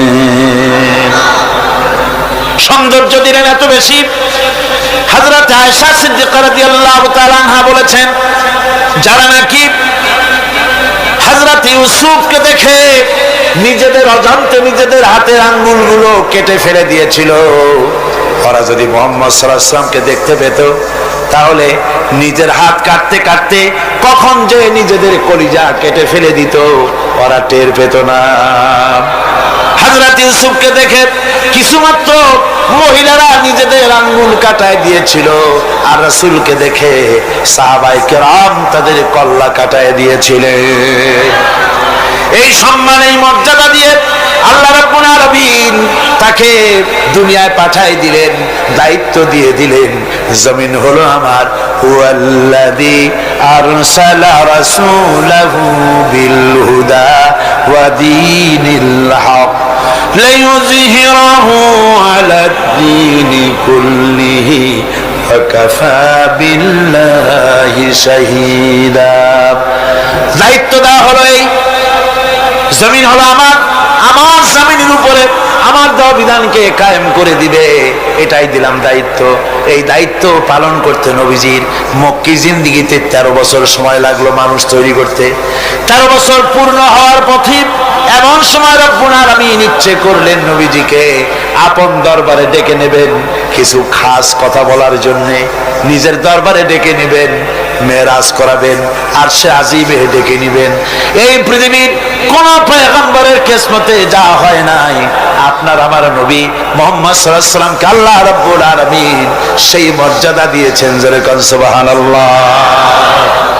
ধুলির ধরা থেকে রাসূলকে আরশে আজিমে নিয়ে যাওয়া হবে। বোরাক এলো। বোরাক হচ্ছে বারকুন থেকে উৎপত্তি, এর অর্থ হচ্ছে বিজলি, বৈদ্যুতিক গতি সম্পন্ন, ঘোড়ার চাইতে ছোট, খচ্চরের চাইতে বড়, এই জাতীয় একটা প্রাণীর মতো হযরত জিবরাইল নিয়ে আসলেন। আমাদের দেশে কারো কারো বাড়িতে আয়নায় বাঁধানো থাকে এই ছবিটা। ঘোড়া আছে, 2টা ডানা আছে, মাথাটা মেয়ে লোকের মতো, চুলগুলো ঝুলে পড়ছে, নিচে লেখা আছে হাজা বুরাকুন নবী সাল্লাল্লাহু আলাইহি ওয়াসাল্লাম। আন্দাজে কোথায় পাইছে আল্লাহ জানে, মিথ্যে কথা, বাজে কথা। আল্লাহ এরকম একটা মেয়ে লোক মার্কা ঘোড়া পাঠাইছিল হুজুরকে নেওয়ার জন্য, এটা কথা হইল। রাসূলকে মক্কা থেকে উম্মে বাবে উম্মে হানি থেকে হুজুরকে বের করে নিয়ে যাওয়া হলো বাইতুল মাকদাসে। সমস্ত পয়গম্বর দুনিয়া আল্লাহ যাদের পাঠিয়েছিলেন সমস্ত রূহ উপস্থিত ছিল সেখানে। রাসূল করিম সাল্লাল্লাহু আলাইহি সাল্লাম এখান থেকে মেরাজ করলেন।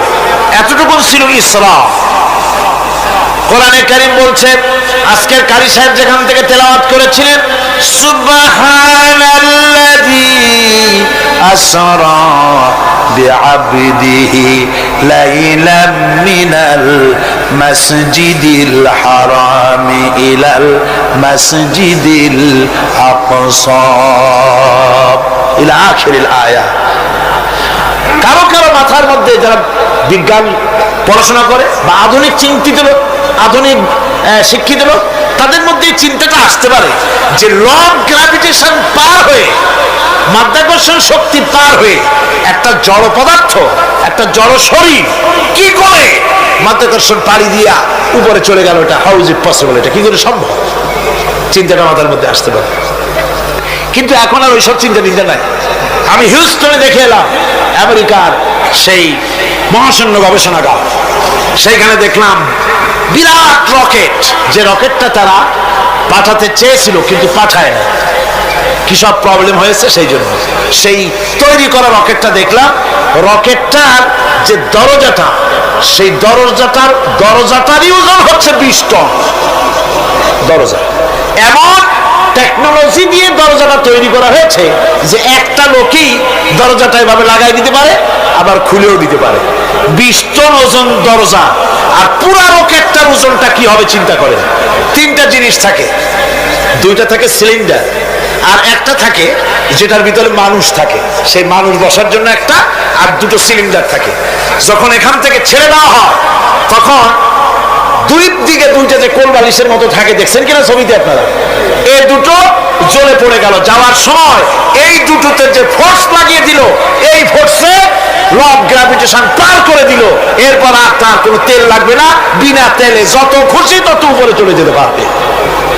চিন্তা করলাম, মানুষের মাথায় যদি এই জ্ঞান আল্লাহ দেন, এত জটিল জিনিস এত পাওয়ারফুল করে ছেড়ে দেওয়া হয়েছে, ল অফ গ্র্যাভিটেশন পার হয়ে যাওয়ার পর মাধ্যাকর্ষণ শক্তি শুধু পৃথিবীর নাই, প্রত্যেকটা গ্রহ, প্রত্যেকটা উপগ্রহের আলাদা আলাদা মাধ্যাকর্ষণ আছে।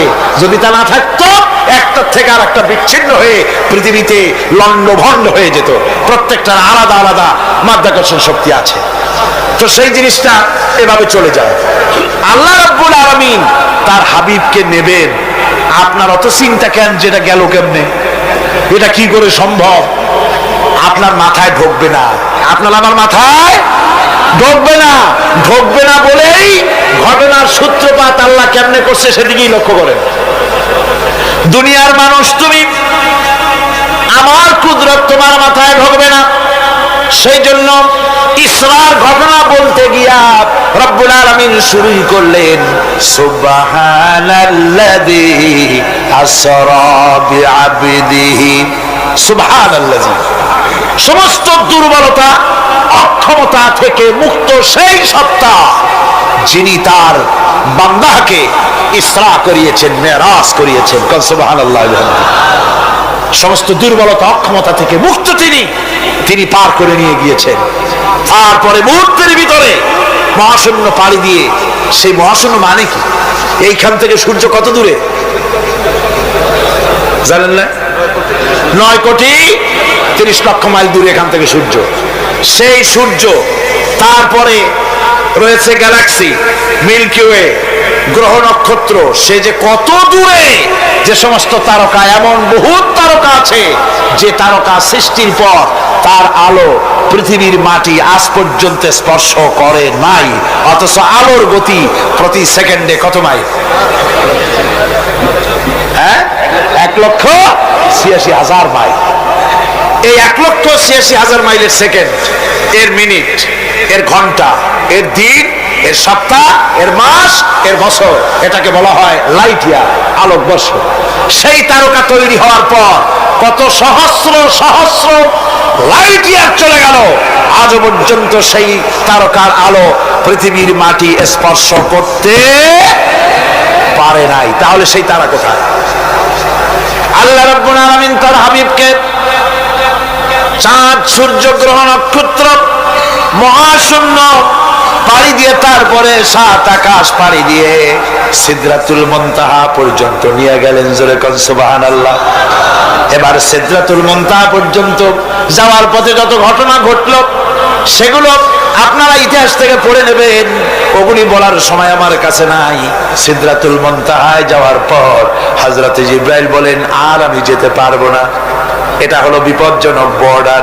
আমি যদি আর এক চুল অগ্রসর হই তাহলে আমি জ্বলে পুড়ে ছাই হয়ে যাব, আমার আর যাওয়ার অধিকার নাই। হুজুর সেখানে বসে থাকলেন। জিবরাইল বলে গেলেন, এখান থেকে আপনাকে নেওয়ার কুদরতি ব্যবস্থা হয়ে যাবে। রাসূল দুনিয়া ফিরে এসে হযরতে বেলালকে ডেকে বলেছিলেন, বেলাল গো, এমন কি আমল তুমি করো আমারে শোনাও। হযরতে বেলাল বলেন, হুজুর আমার আমল তো সব আপনি জানেন। কয় না, কি করো শোনাও। বেলাল বলেন, হুজুর খাস আমলের মধ্যে এতটুকু আছে যে আমি কখনো বিনা উজুতে থাকি না, যখন উজু চলে যায় উজু করি, আর উজুরে ইতিমামের জন্য 2 রাকাত নফল নামাজ পড়ি। হুজুর বলেন, বেলাল তুমি এই আমল ছাড়বা না, কারণ সিদরাতুল মুনতাহায় হযরত জিবরাইল আমারে যখন ছেড়ে চলে গেলেন, আমার একা একা বড় ভয় লাগতে লাগলো। তখন আমার মনে হচ্ছিল তুমি যেন আমার চতুর্দিকে হাঁটতেছো। আমার ভাইরা, রফরফ নামক বিছানা চলে এলো। কুদরতি এই বিছানায় চড়ে নবীজি আল্লাহ রাব্বুল আলামিনের দরবারে আরশে আজিমে পৌঁছে গেলেন। জোরে বলেন সুবহানাল্লাহ, জোরে বলেন সুবহানাল্লাহ। যেখানে পৃথিবীর কোন মানুষের যাওয়া সম্ভব নয়, গোটা পৃথিবীর মানুষের মর্যাদা আল্লাহ পাক বাড়ায় দিলেন, আরশে আজিমে হুজুরকে নিয়ে গেলেন। তারপরে তিনি কথাবার্তা হুজুরের সাথে কি বললেন, সেই কথাগুলি নিয়ে আমাদের দেশে কথা হলো এই যে হুজুরকে নিয়ে আল্লাহ 5 ওয়াক্ত নামাজ দিছিলেন তো 50 ওয়াক্ত। মুসা আলাইহিস সালামের সাথে দেখা না হইলে তো কাম সারছিল, আমাদের আর উপায় ছিল না। আরে ভাই, শুধু নামাজ দেওয়ার যদি উদ্দেশ্য হবে তাহলে রোজার মতো তো আল্লাহ দুনিয়ায় বসে দিতে পারতেন কিনা, হজের মতো জাকাতের মতো পারতেন কিনা। শুধু নামাজের জন্য নয়, আল্লাহ পাকের কায়নাত দেখাবার জন্য আল্লাহ পাক তাকে নিয়েছিলেন। বেহেশত দেখাইছেন, দোজখ দেখাইছেন, ভালো কাজ করলে কিরকম শান্তি হবে, খারাপ কাজ করলে কিরকম শাস্তি হবে চোখে দেখাই দিয়েছেন মুহাম্মদ রাসূলুল্লাহ সাল্লাল্লাহু আলাইহি ওয়াসাল্লামকে। মেরাজ থেকে ফিরে এলেন, ঘরে এসে দেখেন উজুর পানি, উজু করে যে গেছিলেন উজুর পানি তখনও গড়াচ্ছে। যে দরজা দিয়ে বেরিয়েছিলেন দরজাটা ধাক্কায় তখনও কাঁপতেছে। যে বিছানায় শোয়া ছিলেন সে বিছানায় মানুষ শুয়ে থাকলে যেমন উষ্ণ থাকে সেরকমের উষ্ণ ভাব তখনও আছে। কেমনে হলো? কেমনে হলো? মাথায় ঢুকবে না। সুবহানাল্লাহ কোন ঢুকবে? জোরে কোন সুবহানাল্লাহ। এটার ব্যাপারে কোন বিজ্ঞান, দর্শন, যুক্তির প্রয়োজন নাই। প্রয়োজন শুধু এতটুকু, আল্লাহ তার হাবিবরে নেবেন, কত দ্রুত নিবেন, কত দ্রুত পাঠাবেন, এটা তিনিই ভালো জানেন, আমাদের কোনো জানার কথা না, ঠিক কিনা কর? পৃথিবীতে আল্লাহ রাব্বুল আলামিন নবীরা তাদের চরিত্র দিয়ে বিপদের মোকাবেলা করে, দুনিয়ার সামনে কঠিন বিপদের মোকাবেলা করে অবিচলতা, দৃঢ়তা দেখায় গেছেন যে কেমন করে এই পৃথিবীতে বিপদের সামনে মোকাবেলা করতে হয়। ধৈর্য ধরতে হবে, বিপদ আসবে পাহাড় সমান হয়ে, আপনাকে ধৈর্য ধারণ করতে হবে সেভাবে বুক বেঁধে। যেহেতু এটা যদি বিশ্বাস হয় যে আমার কিসমতে যা আছে তার থেকে বেশি কিছু হবে না, তাহলেই আপনার ধৈর্য আসবে, ভয় পাবেন না। কথা ঠিক কিনা কন? এবারে হযরত হুদ আলাইহিস সালাম সম্পর্কে আল্লাহ রাব্বুল আলামিন বলেন, হযরতে হুদকে যখন ষড়যন্ত্র হলো কাফির বেঈমানেরা তাকে মেরে ফেলার জন্য, যখন সরকারি ষড়যন্ত্রে লিপ্ত হয়ে গেল, হযরতে হুদ সমাজের এই চ্যালেঞ্জের মোকাবেলা করলেন। হযরত হুদ বলেন, ফাকিদুনি জামিআন সুম্মা লা তুনজিরুন ইন্নী তাওয়াক্কালতু আলাল্লাহি রাব্বি ওয়া রাব্বিকুম। তোমরা তোমাদের ষড়যন্ত্র আমার বিরুদ্ধে যত পারো আমার বিরুদ্ধে ষড়যন্ত্র চালাও, এতটুকুন আমার অবকাশ দিও না। আমি এমন আল্লাহর উপরে ভরসা করেছি যার হাতের ভিতরে তোমাদেরও জান আর আমারও জান। যা পারো তাই করো, সরকার সমস্ত শক্তি একত্রিত হয়ে আমার মোকাবেলা করো। একদিন